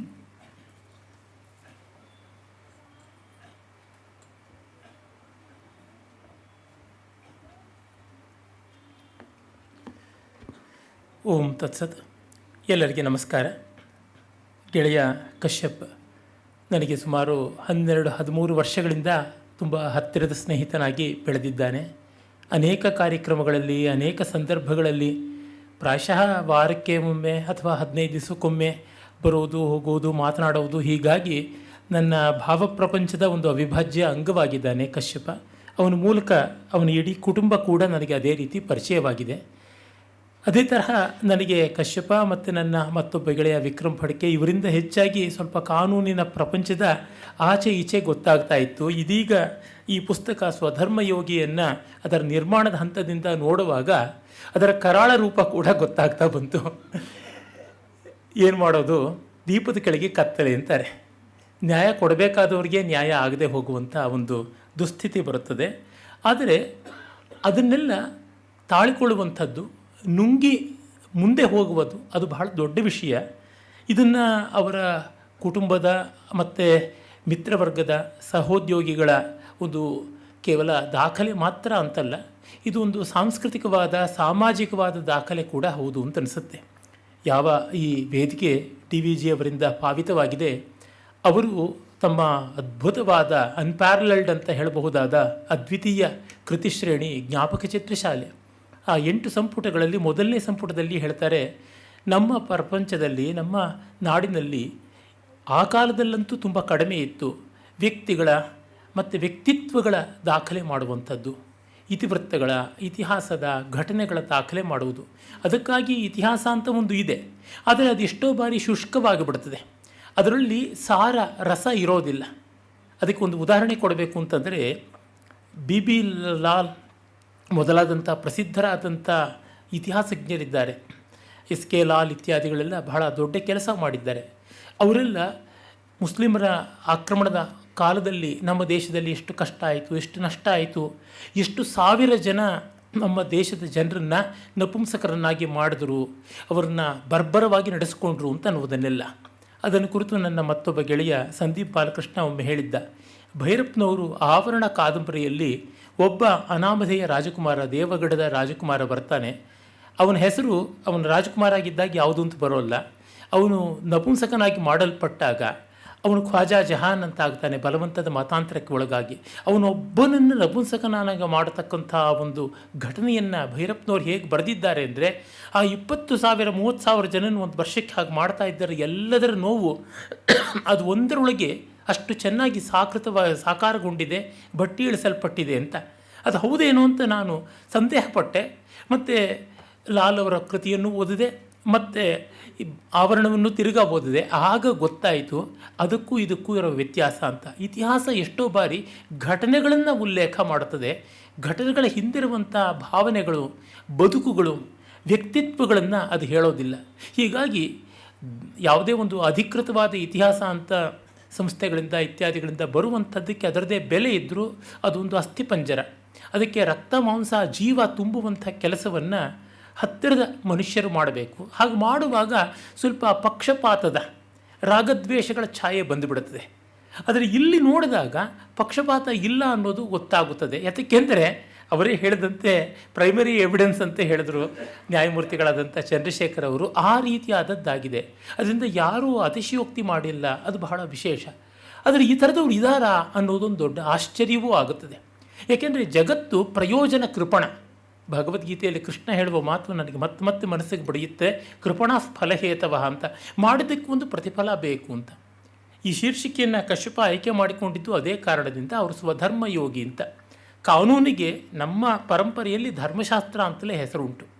ಆ ಧರ್ಮಶಾಸ್ತ್ರ ಸ್ವಧರ್ಮಶಾಸ್ತ್ರವಾದಾಗ ಭಾರ ಇರೋಲ್ಲ. ಹೊರಗಿನಿಂದ ಬಂದಂಥ ಧರ್ಮಶಾಸ್ತ್ರ ಅಂದರೆ ಭಾರ ಇರ್ತದೆ. ತಾನು ಏನು ಮಾಡಬಲ್ಲೆ, ತಾನು ಯಾವುದನ್ನು ಚೆನ್ನಾಗಿ ಮಾಡಬಲ್ಲೆ ಅಂತ ಗುರುತಿಸಿ ಕಂಡುಕೊಳ್ತಕ್ಕಂಥದ್ದು ಬಹಳ ದೊಡ್ಡದು. ಹಾಗೆ ಕಂಡುಕೊಂಡಾಗ ಮಾಡೋದು ಯಾವುದು ಫಲಭಾರದಿಂದ ಕುಗ್ಗೋದಿಲ್ಲ. ಮಾಡಿದ್ದಷ್ಟು DVG ಅವ್ರ ಮಾತಿನಲ್ಲಿ ಹೇಳೋದಿದ್ದರೆ, ಮಾಡಿದ್ದೆಲ್ಲ ಪೂಜೆ, ಪಡೆದದ್ದೆಲ್ಲ ಪ್ರಸಾದ ಅಂತ ಅನ್ನುವ ಸ್ಥಿತಿ ಬರುತ್ತದೆ. ಅದನ್ನು ನಾವು ಕಾಣ್ತೀವಿ. ವಿಶೇಷತಃ ನಮ್ಮಲ್ಲಿ justice delayed is justice denied ಅಂತ ಪ್ರಸಿದ್ಧವಾದ ಮಾತಿದೆ. ಅದು ಅವ್ರ ಬದುಕಿಗೆ ಅನ್ವಯಿಸಿದರೂ ಕೂಡ ಅವರು ಅದನ್ನು ಯಾವುದೇ ರೀತಿಯಿಂದ ತಮಗಾದಂಥ ದೊಡ್ಡ ಪರಾಭವ ಅಂತ ಭಾವಿಸದೆ ನಡೆದರಲ್ಲ. ಅದು ಎಲ್ಲಿಂದ ಬಂತು, ಆ ಒಂದು ಮನಸ್ಥಿತಿ ಎಲ್ಲಿಂದ ಬಂತು ಅಂತ ನೋಡಿದಾಗ ಅವರಿಗೆ 2 ಕಣ್ಣುಗಳಾಗಿದ್ದ ಸಂಗೀತ ಸಾಹಿತ್ಯಗಳು ಗೊತ್ತಾಗುತ್ತವೆ. ನಾನು ಎಷ್ಟೋ ಜನರ ವಿಷಯದಲ್ಲಿ ಕೇಳ್ತಾ ಇರ್ತೀನಿ, ಅವರಿಗೆ ಅವ್ರ ಉದ್ಯೋಗದಲ್ಲಿ ತುಂಬ ದೊಡ್ಡ ಸಾಧನೆ ಮಾಡಿರ್ತಾರೆ, ಆದರೆ ಯೋಗ ಇರೋದಿಲ್ಲ ಅವರಿಗೆ. ಉದ್ಯೋಗ ಮೇಲ್ಮೇಲಕ್ಕೆ ಹೋಗತಕ್ಕಂಥದ್ದು, ಪ್ರಮೋಷನ್ ಮೇಲೆ ಪ್ರಮೋಷನ್ನು ಇದ್ದೇ ಇರುತ್ತದೆ, ಪರಲೋಕಕ್ಕೆ ಹೋಗೋವರೆಗೂ ಇರುತ್ತದೆ. ಅಲ್ಲಿ ಇನ್ನೇನಾಗುತ್ತೋ ಗೊತ್ತಿಲ್ಲ. ಆದರೆ ಅದಕ್ಕೆ ಮುಂಚೆ ಅವ್ರಿಗೆ ಇನ್ನೇನು ಇಹದಲ್ಲಿ ಸಂತೋಷ ಇರೋದಿಲ್ಲ. ಅದನ್ನು ಕಂಡಾಗ ಸಂಗೀತ ಸಾಹಿತ್ಯಗಳು ಇಷ್ಟು ದೊಡ್ಡದು ಅಂತ ತಿಳಿಯುತ್ತದೆ. DVಜಿಯವರ ಜ್ಞಾಪಕ ಚಿತ್ರಶಾಲೆ ಇದೆ. ಮತ್ತೊಂದು ಘಟನೆ ನನಗೆ ನೆನಪಾಗುತ್ತದೆ. SG ನರಸಿಂಹಾಚಾರ್ಯ ಅಂತ ಬಹಳ ದೊಡ್ಡ ವ್ಯಕ್ತಿಗಳಿದ್ದರು. ಕನ್ನಡ ಸಾಹಿತ್ಯಕ್ಕೆ ಎಷ್ಟು ದೊಡ್ಡ ಪರಂಪರೆ ಇದೆ ಅಂತನ್ನುವ ಪ್ರಾಚೀನ ಗ್ರಂಥಗಳನ್ನೆಲ್ಲ ಮುದ್ರಣ ಮಾಡಿಕೊಟ್ಟವರು, ರಸವತ್ತಾದ ವಿಮರ್ಶೆ ಅದಕ್ಕೆ ಮಾಡಿದವರು, ಹೊಸಗನ್ನಡ ಸಾಹಿತ್ಯವನ್ನು ಬೆಳೆಸಿದಂಥ ಮಹನೀಯರು. ಅವರೊಮ್ಮೆ ಹೇಳೋರಂತೆ, ಏನಪ್ಪ ನಿಮ್ಮ ಕಾಲದವರು ಈ ತರಹ, ಯಾರಿಗೂ ರಾಸಿಕ್ಕೆ ಇಲ್ಲವಲ್ಲ, ಹೋಗಲಿ ಈ ದೊಡ್ಡ ವಿಷಯ ಬೇಡ, ಸಂಗೀತ ಸಾಹಿತ್ಯ ಎಲ್ಲ ದೊಡ್ಡದಿರ್ಬೋದು, ಆತ್ಮೀಯರನ್ನ ಒಟ್ಟಿಗೆ ಕರೆಸಿ ಒಂದು ಕಡೆ ಕೂತ್ಕೊಂಡು ಒಂದು ಅಡುಗೆ ಮಾಡಿ ತಿನ್ನೋದು, ಒಂದು ಪ್ರವಾಸ ಹೋಗಿ ಬರೋದು, ಬಂದವರಿಗೆ ಒಂದು ಹಾಸಿಗೆ ಹೊದಿಕೆ ಅಣಿ ಮಾಡಿಕೊಟ್ಟು ಅವ್ರ ಮನೆಯಲ್ಲಿ ಒಂದು ಗಂಟೆ 2 ಗಂಟೆ ಸಂತೋಷದಿಂದ ಕಾಲ ಕಳೆಯೋದು ಮಾಡ್ತಾ ಇಲ್ಲ ಅಂತ. ಅವ್ರ ಜೊತೆಯಲ್ಲೇ ಅವರಿಗೆ ಹೆಗಲಣಿಯಾಗಿ ದುಡಿದಂಥ ಮಹಾವಿದ್ವಾಂಸರು ಮತ್ತೊಬ್ಬರು R ನರಸಿಂಹಾಚಾರ್ಯ ಅಂತ ಇದ್ದರು. ಪ್ರಾಕ್ತನ ವಿಮರ್ಶೆ ವಿಚಕ್ಷಣ, ತುಂಬ ದೊಡ್ಡವರು. ಅವರು DVಜಿಯವ್ರಿಗೆ ಹೇಳ್ತಾ ಇದ್ರಂತೆ, ಖಂಡಿತೇನಪ್ಪ ನಿಮ್ಮ ಕಾಲದವರು, ಅವರೇ ಪ್ರಾಚೀನರು, ಅವರು DVಜಿಯವ್ರಿಗೆ ಹೇಳ್ತಾ ಇದ್ದಿದ್ದು, ನಿಮ್ಮ ಕಾಲದವರು ಎಲ್ಲ ಸರಸ್ವತಿ ಶತ್ರುಗಳು, ಸಂಗೀತ ವೈರಿಗಳು ಅಂತಂತ ಇದ್ರಂತೆ. ಅಂದರೆ ಹೀಗಾಗಿಬಿಟ್ಟಿದೆ. ಎಲ್ಲ ದೊಡ್ಡ ದೊಡ್ಡ ಕ್ಷೇತ್ರಗಳಲ್ಲಿ ದುಡಿತಾರೆ, ಅವರಿಗೆ ಸಾಮಾನ್ಯವಾದಂಥ ಈ ಸಂವೇದನೆ ಇಲ್ಲದೆ ಇದ್ದರೆ ಅಷ್ಟರ ಮಟ್ಟಿಗೆ ತುಂಬ ಶುಷ್ಕವಾಗಿಬಿಡ್ತದೆ. ನಾನು ಕಾನೂನಿನ ಪರಿಣತರಿದ್ದೀರಾ, ಯಾರಾದರೂ ತಾವು ನನ್ನ ಮೇಲೆ ಡಿಫಮೇಷನ್ ಕೇಸ್ ಹಾಕ್ಬೋದು, ನಾನು ಕಶ್ಯಪನಿಗೆ ವಿಕ್ರಮನಿಗೆ ಶರಣ್ಯ ಅಂತ ಅನ್ನಬೇಕು. ಆದರೆ ಹೇಳ್ತೀನಿ, ಹಿಂದೆ ವಕೀಲರು ಎಷ್ಟು ದೊಡ್ಡ ಕೆಲಸ ಮಾಡಿದ್ದಾರೆ ಅಂತ ಗೊತ್ತಾಗುತ್ತದೆ. ಅದಕ್ಕೆ ಸರ್ವೋಚ್ಚವಾದಂಥ ಉದಾಹರಣೆ ಮಹಾಮಹೋಪಾಧ್ಯಾಯ ಭಾರತ ರತ್ನ PV ಕಾಣೆಯವರಿದ್ದಾರೆ. ಅವರು 50 ವರ್ಷ ಕಾಲ ಸತತವಾಗಿ ತಪಸ್ಸಿನಂತೆ ಮಾಡಿ 7300 ಪುಟಗಳ ಧರ್ಮಶಾಸ್ತ್ರದ ಇತಿಹಾಸವನ್ನು ನಿರ್ಮಾಣ ಮಾಡಿದ್ರು. ಆ ಥರ ತುಂಬ ಜನ ಇದ್ದಾರೆ. ತುಂಬ ದೊಡ್ಡದು ಕಾಣುತ್ತೆ. ಸಂಸ್ಕೃತ ಸಾಹಿತ್ಯದ ಎಷ್ಟೋ ಪ್ರೌಢ ಗ್ರಂಥಗಳನ್ನು ಬರೆದವರು, ಇಂಗ್ಲೀಷ್ನಲ್ಲಿ ವಿವರಣೆಗಳನ್ನು ಬರೆದವರು, ಅದನ್ನು ಪಬ್ಲಿಷ್ ಮಾಡಿದವರೆಲ್ಲ ಇಂಥವ್ರು. ಯಾಕೆ ಹಿರಿಯರಿಗೆ ಗೊತ್ತಿರುತ್ತೆ. ಇಲ್ಲಿ ನಾಥಮುನಿ ಅಂತ ಬೆಂಗಳೂರಿನಲ್ಲಿ ಒಬ್ಬರಿದ್ದರು, ಅಡ್ವೊಕೇಟ್ ಇದ್ದರು. ಅವರು ಬ್ರಹ್ಮಸೂತ್ರ ಭಾಷ್ಯವನ್ನು, ರಾಮಾನುಜರ ಭಾಷ್ಯವನ್ನು ಕನ್ನಡಕ್ಕೆ ಅನುವಾದ ಮಾಡಿ ಪಬ್ಲಿಷ್ ಮಾಡಿದರು. ಮತ್ತು ಇನ್ನೊಬ್ಬರಿದ್ದರು, ಅವರು ಅಡ್ವೊಕೇಟ್ ಆಗಿದ್ದರು, ವರದರಾಜನ್ ಅಂತ. ಅವರು ಸಂಸ್ಕೃತದಲ್ಲಿ ನಾಟಕ ಮಾಡ್ತಾಯಿದ್ರು. ಪಾಪ ಎಷ್ಟು ಕಷ್ಟ ಅಂದರೆ ಅವರಿಗೆ ನಾಟಕಕ್ಕೆ ಬೇಕಾದವರು ಸರಿಯಾಗಿ ಸಿಗದೆ ತಾವೇ 3-4 ಪಾತ್ರ ಮಾಡ್ತಾಯಿದ್ರು. ಅಂದರೆ ಅವರು ಪ್ರಾಕ್ಟೀಸಿಂಗ್ ಅಡ್ವೊಕೇಟ್ ಆಗಿದ್ದವರು ಈ ಕೆಲಸ ಮಾಡ್ತಾಯಿದ್ರು. ಇವತ್ತು ಬಾರ್ ಅಸೋಸಿಯೇಷನ್ನಲ್ಲಿ ಏನಾಗಿದೆಯೋ ನನಗೆ ಗೊತ್ತಿಲ್ಲ, ಕಂಡವರು ತಮಗೆ ಗೊತ್ತಿರುತ್ತದೆ ಏನು ಅಂತ ತಿಳಿಯುದು. ಅಂದರೆ ಈ ಮಟ್ಟದ ಶುಷ್ಕತೆ ಬಂದುಬಿಟ್ರೆ, ನೋವಾದಾಗ, ಬೇಸರವಾದಾಗ ಅದನ್ನು ಕೆಳಗಿನವ್ರ ಮೇಲೆ, ಮನೆಯವ್ರ ಮೇಲೆ ಕಾರಿಕೊಳ್ಳದಲ್ಲದೆ ಇನ್ನೇನು ಉಳಿಯೋಲ್ಲ. ನರಹರಿಯವರು ಹಾಗೆ ಮಾಡಲಿಲ್ಲ ಅನಿಸುತ್ತೆ. ಈ ಪುಸ್ತಕದಲ್ಲಿ ಅಂಥ ಉದಾಹರಣೆಗಳು ಕಾಣಿಸುತ್ತವೆ. ಅವರು ಮನೆಗೆ ಹೋದರೆ ಸಂಗೀತ ಸಾಹಿತ್ಯಗಳು ನಿರಂತರವಾಗಿ ಮೊಳಗ್ತಾ ಇದ್ದವು ಅಂತ. ಸಾಯಣಾಚಾರ್ಯರು ದೊಡ್ಡ ಪಂಡಿತರು, ಮಹಾ ವೀರ ಯೋಧರು ಕೂಡ, ದೊಡ್ಡ ವಿದ್ವಾಂಸರು. ಅವರಂಥ ರಾಜನೀತಿಜ್ಞರನ್ನು ಯಾರನ್ನು ಕಾಣೋಣ, ವಿಜಯನಗರವನ್ನು ಕಟ್ಟಿದಂಥ ವಿದ್ಯಾರಣ್ಯರ ತಮ್ಮಂದಿರು, ಅಣ್ಣನಿಗೆ ಸಮಾನವಾದವರು. ಅವರ ಮನೆಯ ಚಿತ್ರಣವನ್ನು ಅವರ ತಮ್ಮ ಭೋಗನಾಥ ಕೊಟ್ಟಿದ್ದಾನೆ. ಒಂದು ಕಡೆ ಅವರ ಮಗ ಸಂಗೀತ ಅಭ್ಯಾಸ ಮಾಡ್ತಾ ಇದ್ದ, ಮತ್ತೊಂದು ಕಡೆ ಇನ್ನೊಬ್ಬ ಮಗ ಶಾಸ್ತ್ರ ಚಿಂತನೆ ಮಾಡ್ತಾ ಇದ್ದ, ಮತ್ತೊಂದು ಕಡೆ ಇನ್ನೊಬ್ಬ ಮಗ ವೇದವನ್ನು ಅಭ್ಯಾಸ ಮಾಡ್ತಾ ಇದ್ದ, ಪದ ಕ್ರಮ ಜಟಾದಿ ಬೇರೆ ಬೇರೆ ವಿಕೃತಿ ಪಾಠಗಳಲ್ಲಿ. ಅದಷ್ಟಕ್ಕೂ ಮಕ್ಕಳಿಗೆ ಏನು ಬೇಕೋ ಅದನ್ನು ನೀವು ಮಾಡಿ ಅಂತ ಅವರಿಗೆ ಉತ್ತೇಜನ ಕೊಡ್ತಾ ಇದ್ರು. ಹಾಗಿರ್ತಾ ಇತ್ತು. ಬೆಳಗ್ಗೆ ಎದ್ದು ಹಸುವಿಗೆ ನಮಸ್ಕಾರ ಮಾಡ್ತಾ ಇದ್ರು, ತಂದೆ ತಾಯಿಗಳ ಪಾದಾಭಿವಂದನೆ ಮಾಡ್ತಾ ಇದ್ರು. ಹೀಗೆ ಬಂಧುಗಳನ್ನೆಲ್ಲ ಚೆನ್ನಾಗಿ ನಡೆಸ್ಕೊಳ್ತಾ ಇದ್ರು. ಮಕ್ಕಳ ಆಟ ಪಾಠಗಳಿಂದ, ಬಂಧು ಮಿತ್ರರ ಆಗಮನ ನಿರ್ಗಮನದಿಂದ, ಬೇರೆ ಬೇರೆ ದೇಶಗಳ ಪಂಡಿತರಿಂದ ಕಲಕಲ ನಿನಾದ ಆಗ್ತಾ ಇತ್ತು ಅಂತ. ಆ ರೀತಿಯಾದ ಒಂದು ಹೃದಯವಾದ ಚಿತ್ರಣವನ್ನು ಈ ಪುಸ್ತಕದಲ್ಲಿ ನಾವು ನೋಡ್ತೀವಿ. ಇದನ್ನು ಹಲವರು ಬರೆದಿದ್ದಾರೆ. ಮನೆಯ ಕಡೆಯಿಂದ ಕೆಲವರು ಬರೆದಿದ್ದಾರೆ, ಮಿತ್ರರು ಬರೆದಿದ್ದಾರೆ, ಸಹೋದ್ಯೋಗಿಗಳಿಗೆ ಬರೆದಿದ್ದಾರೆ, ಒಬ್ಬೊಬ್ಬರು ಒಂದೊಂದು ಮುಖ ಕೊಟ್ಟಿದ್ದಾರೆ. ಪ್ರಾತಿನಿಧಿಕವಾಗಿ ಹೇಳಬೇಕು ಅಂದರೆ ಕಶ್ಯಪ್ ಅವರ ಸಾರ್ವಜನಿಕ ಜೀವನಕ್ಕೆ ಹೆಚ್ಚು ಅವಧಾರಣೆ ಹಾಕಿ ಮಾಡಿದರೆ, ವೈಷ್ಣವಿ ಅವರ ಮನೆಯ ಜೀವನಕ್ಕೆ ಅವಧಾರಣೆ ಕೊಟ್ಟು ಬರೆದಿರುವ 2 ದೀರ್ಘ ಲೇಖನಗಳಿವೆ. ಅವನ್ನು ನೋಡಿದ್ರೆ ಸಾಮಾನ್ಯ ಇದರ ಸಾರ ಏನು ಅಂತ ಗೊತ್ತಾಗುತ್ತದೆ. ಅವರಷ್ಟು ಆನಂದವಾಗಿರ್ತಾ ಇದ್ರು. ಮಕ್ಕಳಿಬ್ಬರ ಸಂಗೀತ ಕೇಳ್ತಾ ಇದ್ರು, ತಾವು ಹಾಡ್ತಾ ಇದ್ರು. ಮಂಕುತಿಮ್ಮನ ಕಗ್ಗದ ಪದ್ಯಗಳನ್ನು ಪುಂಖಾನುಪುಂಖವಾಗಿ ಅವರು ಉದ್ಧರಣ ಮಾಡ್ತಾ ಇದ್ರು. ಅದನ್ನು ಜೀವನದಲ್ಲಿ ಅನ್ವಯ ಮಾಡಿಕೊಂಡಿದ್ರು ಅನ್ನೋದು ಗೊತ್ತಾಗುತ್ತದೆ. ನಿಜಕ್ಕೂ ಅವರ ವ್ಯಕ್ತಿತ್ವದ ಸ್ವಾರಸ್ಯ ಗಮನಿಸೋದಕ್ಕೆ, ಅವರು ಬೀದರ್ದಲ್ಲಿಯೋ ಎಲ್ಲೋ ಕೆಲಸ ಮಾಡ್ತಾ ಇದ್ದರೆ ಇವರು ಮಂಕುತಿಮ್ಮನ ಕಗ್ಗದ ಪದ್ಯಗಳನ್ನು ಉದಾಹರಿಸ್ತಾ ಇದ್ದಿದ್ದನ್ನು ನೋಡಿ ಒಬ್ಬ ಪುಸ್ತಕದ ಅಂಗಡಿಯವನು ಬಂದು, ತುಂಬ ಚೆನ್ನಾಗಿದೆ ಸ್ವಾಮಿ, ಇದು ಎಲ್ಲಿಯುವುದು ಅಂತ ಕೇಳಿದ್ರೆ, DVG ಅಂತಿದ್ದಾರಪ್ಪ ಅವರು ಬರೆದದ್ದು ಅಂತಂದರೆ, ಹಾಗಿದ್ರೆ ಆ ಪುಸ್ತಕ ತರಿಸ್ಕೋತೀನಿ ಅಂತ ಮೈಸೂರಿನ ಕಾವ್ಯಾಲಯಕ್ಕೆ ಬರೆದು ಪುಸ್ತಕ ತರಿಸ್ಕೊಂಡಿದ್ದಾಯ್ತಂತೆ. ಆಮೇಲೆ ಜನ ತುಂಬ ಇಷ್ಟಪಟ್ಟು ಮತ್ತೆ ಮತ್ತೆ ತರಿಸ್ಕೊಂಡು 100 ಪುಸ್ತಕಗಳನ್ನು ಆತ ವಿಕ್ರಯ ಮಾಡಿ ನರಹರಿಯವ್ರ ಹತ್ರಕ್ಕೆ ಬಂದು, ನನಗೆ ತುಂಬ ಲಾಭ ಆಯಿತು ನೀವು ಹೇಳಿದ್ರಿಂದ, ನೀವು ಸ್ವಲ್ಪ ಇದರೊಳಗೆ ಕಮಿಷನ್ ತೊಗೊಳ್ಳಿ ಅಂತ. ಹಾಗೆ ನರಹರಿಯವರು ಖಂಡಿತ ಇಲ್ಲಪ್ಪ, ಇದು ಆ ಸಂಸ್ಥೆಗೆ ಸೇರಬೇಕಾದದ್ದು ಅಥವಾ ನಿನಗೆ ಸೇರಬೇಕಾದದ್ದು, ನಿನಗೆ ಬೇಡ ಅಂತ ಅನಿಸಿದ್ರೆ ಗೋಖಲೆ ಸಾರ್ವಜನಿಕ ಸಂಸ್ಥೆಗೆ ಕೊಟ್ಟುಬಿಡು ಅಂತ. ನರಹರಿಯವರ ಆ ಒಂದು ವರ್ತನೆ ಅವ್ರ ಮಕ್ಕಳಲ್ಲೂ ಬಂದಿದೆ. ನಮ್ಮ ಕಶ್ಯಪ ಈ ವೇದಿಕೆಯಲ್ಲಿ ಎಷ್ಟೋ ಬಾರಿ ಭಾಷಣಗಳನ್ನು ಮಾಡಿದ್ದುಂಟು, ನನ್ನ ಅವಧಾನಗಳಲ್ಲಿ ಕಾವ್ಯವಾಚನ ಮಾಡಿದ್ದುಂಟು. ಒಮ್ಮೆ ಕೂಡ ಈ ಸಂಸ್ಥೆ ಕೊಟ್ಟಂಥ ಗೌರವಧನವನ್ನು ತೆಗೆದುಕೊಂಡಿಲ್ಲ. ಕಾರಣ ಇಷ್ಟೇ, ಅವನಿಗೆ ನಮ್ಮ ನರಹರಿಯವರು ಹೇಳಿದ್ರಂತೆ, ಮತ್ತು ಅವನ ಕಿರಿಯ ಅಜ್ಜ ಶ್ರೀಪತಿ ಶಾಸ್ತ್ರಿಗಳು, ಪ್ರಸಿದ್ಧ ಇತಿಹಾಸ ವಿದ್ವಾಂಸರು, ಪುಣೆಯಲ್ಲಿದ್ದರು. ಅವರು ಹೇಳ್ತಾ ಇದ್ರಂತೆ, ನೀನು ಯಾವತ್ತೂ ಈ ಸಂಸ್ಥೆಗೆ ಕೊಡಬೇಕೇ ಹೊರತು ಆ ಸಂಸ್ಥೆಯಿಂದ ಏನನ್ನೂ ತೆಗೆದುಕೊಳ್ಳಬಾರ್ದು. ನಾವೆಲ್ಲ ಪಡ್ಕೊಂಡಿದ್ದೀವಿ ಡಿ ವಿ ಜಿಯವರ ಜ್ಞಾನ ಭಂಡಾರವನ್ನು ಅಂತ. ಅಂದರೆ ಹೀಗೆ ಮುಂದಿನ ತಲೆಮಾರಿಗೆ ಅದನ್ನು ಮುಟ್ಟಿಸುವಂಥದ್ದು ಇದೆಯಲ್ಲ, ಆ ಸಾಮರ್ಥ್ಯ ಅದು ಬಹಳ ದೊಡ್ಡದು ಅಂತ ಅನಿಸುತ್ತೆ. ಈ ಥರದ್ದು ಎಷ್ಟೋ ಘಟನೆಗಳನ್ನು ನಾವಿಲ್ಲಿ ಕಾಣ್ತೀವಿ. ನೋಡಿ, ಕೆಲವು ಆಕರ್ಷಕವಾದದ್ದು ನನಗೆ ತುಂಬ ಸ್ವಾರಸ್ಯ ಅನಿಸಿದ್ದು, ನರಹರಿಯವರು ಮೈಸೂರಿನಲ್ಲಿ ನ್ಯಾಯಮೂರ್ತಿಗಳಾಗಿದ್ದಾಗ ಫ್ಯಾನ್ಸಿ ವೆಂಕಟೇಶ್ ಅಂತ ಒಬ್ಬರದ್ದು ಕೇಸ್ ಬಂದಿದ್ದು. ಆತ ಒಂದು ಕೊಲೆ ಕೇಸಿನಲ್ಲಿ ಆರೋಪಿಯಾಗಿರ್ತಾನೆ. ಅವನು ಪ್ರತಿ ದಿವಸವೂ ಕೂಡ ಒಂದೊಂದು ವೇಷ ಹಾಕ್ಕೊಂಡು ಮೊಕದ್ದಮೆ ಎದುರಿಸೋಕೆ ಬರ್ತಾ ಇರ್ತಾನೆ ಆರೋಪಿಯಾಗಿ. ಒಂದು ದಿವಸ ಹೆಣ್ಣಿನ ವೇಷ, ಮತ್ತೊಂದು ದಿವಸ ಸನ್ಯಾಸಿ ವೇಷ, ಇನ್ನೊಂದು ದಿವಸ ಬುಡುಬುಡಿಕೆಯವನ ವೇಷ, ಈ ರೀತಿಯಾಗಿ ಜನಕ್ಕೆ ಅದೊಂದು ವಿನೋದ. ಪತ್ರಿಕೆಯಲ್ಲೆಲ್ಲ ಅವನಿಗೆ ಹೀರೋ ವರ್ಷಿಪ್ ಬಂದುಬಿಡುತ್ತೆ, ಕೋಲಾಹಲ ನಡೀತಾ ಇರುತ್ತೆ. ಕಡೆಗೆ ಅವನು ನಿಜವಾಗಿಯೂ ಕೂಡ ಅಪರಾಧಿ ಅನ್ನೋದನ್ನು ಇವರು ಕಂಡುಹಿಡಿದ್ದಾರೆ. ಆ ಪ್ರಕರಣವೇ ಬಹಳ ಆಕರ್ಷಕವಾಗಿದೆ, ಯಾವುದಾದ್ರು ಸಿನಿಮಾದಲ್ಲಿ ಸೇರಿಸ್ಕೊಳ್ಬಹುದು, ಆ ಥರದ್ದಾಗಿದೆ. ಏನಂದರೆ ಅವನು ಈ ರೀತಿ ಮಾಡುವ ಮೂಲಕ ತಾನು ಹುಚ್ಚನೋ ಮತಿಭ್ರಾಂತನೋ ಅಂತ ಆಗಿ ಕಾನೂನಿನ ಕಟ್ಟಲೆಯಿಂದ, ಅಪರಾಧದ ದಂಡನೆಯಿಂದ ತಪ್ಪಿಸಿಕೊಳ್ಳೋಣ ಅಂತ ಭಾವಿಸಿರ್ತಾನೆ. ಆದರೆ there was a method in his madness. ಅದರಿಂದ ಅವನು ಸಿಕ್ಕಾಕೊಂಡು ಬಿಡ್ತಾನೆ. ಅವನು ಆ ವೇಷಕ್ಕೆ ತಕ್ಕಂತೆ ಮಾತಾಡ್ತಾ ಇರ್ತಾನೆ. ಈ ಕನ್ಸಿಸ್ಟೆನ್ಸಿ ಇದೆಯಲ್ಲ, ಅದು ಬಹಳ ವಿಶೇಷವಾಗಿ ಅವನು ಹಿಡಿದಿಟ್ಟಿದ್ದಾಯಿತು ಅಂತ ಗೊತ್ತಾಗುತ್ತೆ. ಈ ಥರದ್ದು ಎಷ್ಟೋ ರುಚಿಕರವಾದ ಸನ್ನಿವೇಶಗಳನ್ನು ಕೂಡ ನಾವು ನೋಡ್ತಾ ಬರ್ತೀವಿ. ಆಮೇಲೆ ಇಲ್ಲಿ ಅನುಸ್ಯೂತವಾಗಿ ಕಾಣೋದು ಏಕಸ್ವಾದು ನ ಭುಂಜೀತ ಅನ್ನುವ ರಾಮಾಯಣದ ವಾಲ್ಮೀಕಿ ಮುನಿಗಳ ಮಾತು. ಭರತನಿಗೆ ರಾಮ ರಾಜನೀತಿಯನ್ನು ಬೇಕಾದಷ್ಟು ಉಪದೇಶ ಮಾಡ್ತಾನೆ. ಕಾನೂನು, ಕಟ್ಟಲೆ, ಲೋಕನೀತಿ ಮತ್ತು ವಿದೇಶಿ ವ್ಯವಹಾರ ಹೇಗೆ ನಡೆಸಬೇಕು ಎಲ್ಲವನ್ನೂ ಹೇಳ್ತಾನೆ. ಇನ್ಕಮ್ ಹೇಗೆ, ಎಕ್ಸ್ಪೆಂಡಿಚರ್ ಹೇಗೆ, ಆಯಸ್ತೆ ವಿಪುಲ ಕಚ್ಚಿತ ಆಯಾದಲ್ಪತರೋ ವ್ಯವಹ, ನೀನು ಎಕ್ಸ್ಪೆಂಡಿಚರ್ ಕಡಿಮೆ ಮಾಡಿ ಇನ್ಕಮ್ ಜಾಸ್ತಿ ಮಾಡ್ಕೊಂಡಿದ್ಯಾ ತಾನೇ, ಈ ಥರದ್ದೆಲ್ಲ ವರ್ಲಿ ವಿಸ್ಡಮ್ ಹೇಳಿದ ಮೇಲೆ ಕಚ್ಚಿತ್ ಸ್ವಾದುಕೃತಂ ಭೋಜ್ಯ ಮೇಕೋ ನಾಶ್ನಾಸಿ ರಾಘವ, ರುಚಿಯಾದ ಊಟವನ್ನು ನೀನೊಬ್ಬನೇ ತಿಂತಾ ಇಲ್ಲ ತಾನೇ ಅಂತ. ಅದಕ್ಕಿಂತ ಸಂಕಟ ಇನ್ಯಾವುದಿದೆ? ಮೋಘಮನ್ನಂ ವಿಂದತೆ ಅಪ್ರಚೇತಾ ಕೇವಲಾಗೋ ಭವತಿ ಕೇವಲಾದಿ ಅಂತ, ಕೇವಲಾಗೋ ಭವತಿ ಕೇವಲಾದಿ ಅನ್ನೋ ವೇದದ ಮಾತು ಉಂಟು. ಅಂದರೆ ಒಬ್ಬನೇ ಸವಿಯಾದದ್ದನ್ನು ಆಸ್ವಾದ ಮಾಡಬಾರ್ದು. ಅದೊಂದು ಊಟ ತಿಂಡಿ ಇರ್ಬೋದು, ಸಂಗೀತ ಸಾಹಿತ್ಯ ಇರ್ಬೋದು, ಪ್ರೀತಿ ವಿಶ್ವಾಸ ಇರ್ಬೋದು, ಮತ್ತೊಬ್ಬರ ಜೊತೆಗೆ ಹಂಚಿಕೊಂಡ್ರೆ ಮಾತ್ರ ವಿಶೇಷವಾಗುತ್ತದೆ ಅಂತ. ಇದನ್ನು ಅವರು ಆಚರಣೆ ಮಾಡಿ ತೋರಿಸಿದ್ರು. ನರಹರಿಯವರಿಗೆ ಹಾಗೆ ಸಾಧ್ಯವಾಗಿದ್ದಕ್ಕೆ ಅವರ ಶ್ರೀಮತಿಯವರ ಅಪರ್ಣ ಅವರೇ ಮುಖ್ಯ ಕಾರಣ ಅಂತ ನನಗನ್ಸುತ್ತೆ. ಮನೆಯಾಕೆ ಏನಾದರೂ ಮೊಂಡು ಮಾಡಿದ್ರೆ ಪತಿ ಪರಮೇಶ್ವರನೇ ಆದರೂ ಕೂಡ ಭಿಕ್ಷಾಪತ್ರ ಹಿಡ್ಕೊಂಡು ಹೋಗಬೇಕಾಗತ್ತೆ. ಆ ಮನೆಯಾಕೆ ಅಪರ್ಣ ಅನ್ನಪೂರ್ಣ ಕೂಡ. ಹಾಗಾಗಿ ಅವ್ರು ನಡೆಸೋದಕ್ಕೆ ಸಾಧ್ಯವಾಯಿತು. ಮತ್ತು ಅಣ್ಣ ತಮ್ಮಂದರೆಲ್ಲ ಒಟ್ಟು ಕುಟುಂಬದಲ್ಲಿದ್ದಂಥ ಸ್ಥಿತಿ ಇದೆಯಲ್ಲ, ಅದೆಷ್ಟು ದೊಡ್ಡದಾದದ್ದು. ಮತ್ತು ಪ್ರತಿಯೊಬ್ಬರ ಪ್ರೀತಿ ವಿಶ್ವಾಸವು ಒಂದರಲ್ಲಿಗೂ ಇನ್ನೊಂದು ಹಾಸುಹೊಕ್ಕಾಗಿ ಬರುವುದು. ಹಾಗಂತ ಅವರೇನು ಶ್ರೀಮಂತರಾದವರಲ್ಲ.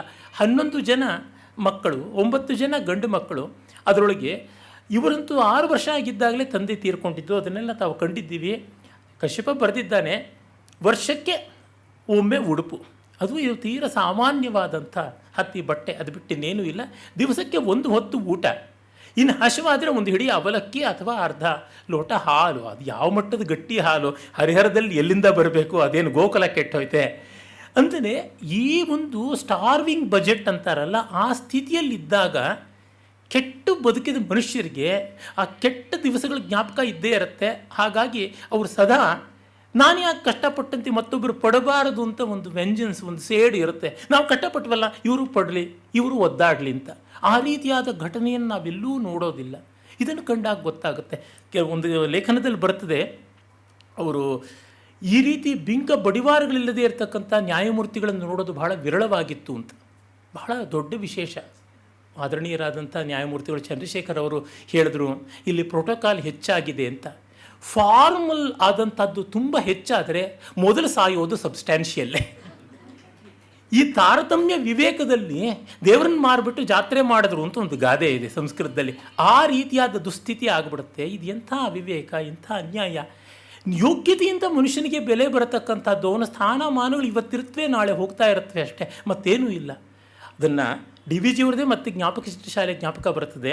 ನಮ್ಮ ರಾಜ್ಯದ ಅಂದರೆ ಮೈಸೂರು ಸಂಸ್ಥಾನದ ದಿವಾನರುಗಳಲ್ಲಿ ಒಬ್ಬರು ಅನನ್ಯರಾದಂಥವರು ಮಿರ್ಜಾ ಇಸ್ಮಾಯಿಲ್ರಿದ್ದರು. ಅವರು ಸುಮಾರು 25 ವರ್ಷಗಳಿಗೂ ಹೆಚ್ಚು ಕಾಲ ದಿವಾನರಾಗಿದ್ದರು. ಮತ್ತು ನಿವೃತ್ತರಾದ ಮೇಲೆ ಅವ್ರ ಮನೆ ಇದೆ ಅಲಿಯಾಸ್ಕಾರ್ ರಸ್ತೆಯಲ್ಲಿ. ಹೇಗಿತ್ತು ಅಂತಂದರೆ ಡಿ ವಿ ಜಿ ಹೇಳ್ತಾರೆ, ಅದು ನಿವೃತ್ತನಾದ ಒಬ್ಬ ಸರ್ಕಾರಿ ಉನ್ನತ ಅಧಿಕಾರಿಯ ಮನೆ ಥರ ಇರಲಿಲ್ಲ ಅಂತ. ಅವರು ಸರ್ವೀಸ್ನಲ್ಲಿದ್ದಾಗ ಹೇಗೆ ಜನ ಜೇನುಗೂಡಿನ ಥರ ಬಂದು ಗಿಜಿಗಿಜಿ ಆಗ್ತಾಯಿತ್ತು ಹಾಗಿತ್ತು ಅಂತ. ಆ ಮಟ್ಟಕ್ಕೆ ಪ್ರತಿಯೊಬ್ಬರು ಎಲ್ಲ ದೇಶಗಳಿಂದ ಎಲ್ಲ ರಾಜ್ಯಗಳಿಂದ ಬಂದು ಹೋಗ್ತಾಯಿದ್ರು. ವಿಶ್ವೇಶ್ವರಯ್ಯನವ್ರದ್ದು ಹಾಗಿತ್ತು. ಅದು ಯೋಗ್ಯತೆ, ಅದು ಮಹನೀಯತೆ. ಹೀಗಾಗಿ ವ್ಯಕ್ತಿಗಳ ಯೋಗ್ಯತೆಯನ್ನು ಕಂಡು ನಾವು ಗೌರವ ಕೊಡಬೇಕೇ ಹೊರತು ಇವತ್ತಿರುತ್ತೆ ನಾಳೆ ಹೋಗುತ್ತೆ ಆಗಮಾಪಾಯಿನೋ ನಿತ್ಯಾಹ ಅಷ್ಟೇ, ಹಿಂಗೆ ಬಂದು ಹಿಂಗೆ ಹೋಗ್ತಾ ಇರ್ತದೆ. ಇದನ್ನು ಕಾನೂನಿನಂಥ ಕ್ಷೇತ್ರದಲ್ಲಿದ್ದವರು ಅರ್ಥ ಮಾಡ್ಕೊಳ್ಳದೆ ಇದ್ದರೆ ಇನ್ಯಾರು ಅರ್ಥ ಮಾಡ್ಕೊಳ್ಬೇಕು? ಇನ್ನೇನು ಕಾರ್ಪೊರೇಷನ್ ಜಾಡಮಾಲಿಗಳು ಅರ್ಥ ಮಾಡ್ಕೊಳ್ಬೇಕಾಗುತ್ತಾ? ಅಹಂಬ್ರಹ್ಮಿ ಬರೆದಂಥ ಸಂಗೀತಗಾರರು ಅರ್ಥ ಮಾಡ್ಕೊಳ್ಬೇಕಾ?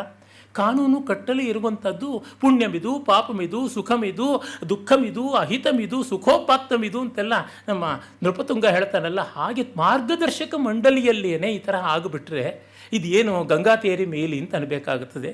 ಇದು ಈ ಪುಸ್ತಕದಲ್ಲಿ ಅನುಸ್ಯೂತವಾಗಿ ಬರುವಂಥ ಒಳ್ಳೆ ವಿಷಯ.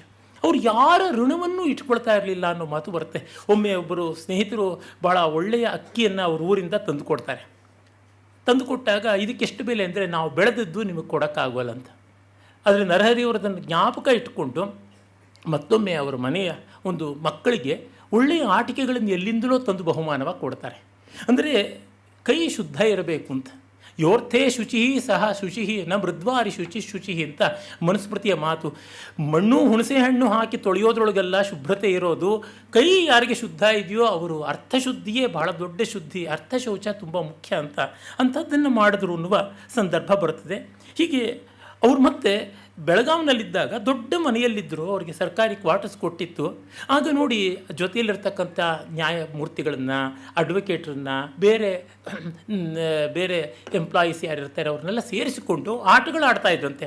ಆ ಮನೆಯಲ್ಲಿ 60ಕ್ಕೂ ಹೆಚ್ಚು ಬಾಗಿಲುಗಳು ಕಿಟಕಿಗಳು ಇದ್ದುವಂತೆ. ಮತ್ತು ಯಾವುದು ಬಾಗಿಲು ಯಾವುದು ಕಿಟಕಿ ಅಂತ ಗೊತ್ತಾಗದಿರೋಷ್ಟು ದೊಡ್ಡದಾಗಿದ್ವಂತೆ. ಹಾಗಾಗಿ ಎಷ್ಟು ಬಾಗಿಲಿದೆ ಎಷ್ಟು ಕಿಟಕಿ ಇದೆ ಅಂತ ವಿಂಗಡಿಸಿ ಎಣಿಸೋದೊಂದು ಆಟ. ಈ ಥರದ್ದೆಲ್ಲ ಮಾಡ್ತಾಯಿದ್ರು. ಇದು ತುಂಬ ದೊಡ್ಡದಲ್ವ? ಒಮ್ಮೆ ಹೂದೋಟದಲ್ಲಿ, ಒಮ್ಮೆ ಕೆಳಕೂಟದಲ್ಲಿ, ಒಮ್ಮೆ ಸಂಸಾರದಲ್ಲಿ, ಒಮ್ಮೆ ಮೌನದಲ್ಲಿ, ಒಮ್ಮೆ ಸಂಗೀತದಲ್ಲಿ ಈ ಥರ ಇರಬೇಕು, ಹೀಗೆ ಬ್ರಹ್ಮಾನುಭವಿಯಾಗಬೇಕು ಅಂತ ಡಿ ವಿ ಜಿ ಬರೆದರು. ಅದನ್ನು ಇವರು ಆಚರಣೆ ಮಾಡಿದ್ರು. ಆಮೇಲೆ ನಮಗೆ ಗೊತ್ತಿರುವಂತೆ ಅವರ ಇದರೊಳಗೆ ಆವಾಗಲೇ ಬಹಳ ಚೆನ್ನಾಗಿ ಆ ಡಾಕ್ಯುಮೆಂಟ್ರಿನಲ್ಲಿ ಹೇಳಿದ್ದು ಒಂದು ಸಣ್ಣ ಪಾಸಿಂಗ್ ರೆಫರೆನ್ಸ್ ಬಂತು. ಅವರು ಸೆರೆಮನಿಯಲ್ಲಿ ಕಾರಾಗೃಹದಲ್ಲಿರ್ತಕ್ಕಂಥ ಕೈದಿಗಳ ಬದುಕನ್ನು ನೋಡಿ, ನಿಜ ಅವರು ಅನ್ಯಾಯ ಮಾಡಿದ್ದಾರೆ, ಅಕ್ರಮ ಮಾಡಿದ್ದಾರೆ, ಅಪರಾಧ ಮಾಡಿದ್ದಾರೆ, ದಂಡನೆ ಆಗಿದೆ. ದಂಡನೆಯನ್ನು ಎಷ್ಟು ಕೊಡಬೇಕು ಅಷ್ಟು ಕೊಡಬೇಕು. ಅದರ ಆಚೆಗೆ ನೀವು ದುರ್ವಾಸನೆ ಬೀರ್ತಕ್ಕಂಥ 60 ಜನಕ್ಕೆ ಒಂದು ಓಪನ್ ಟಾಯ್ಲೆಟ್ ಅಂತ ಇಟ್ಬಿಟ್ರೆ ಅದಕ್ಕಿಂತ ಯಾತನೆ ಇನ್ನೇನು ಬೇಕು?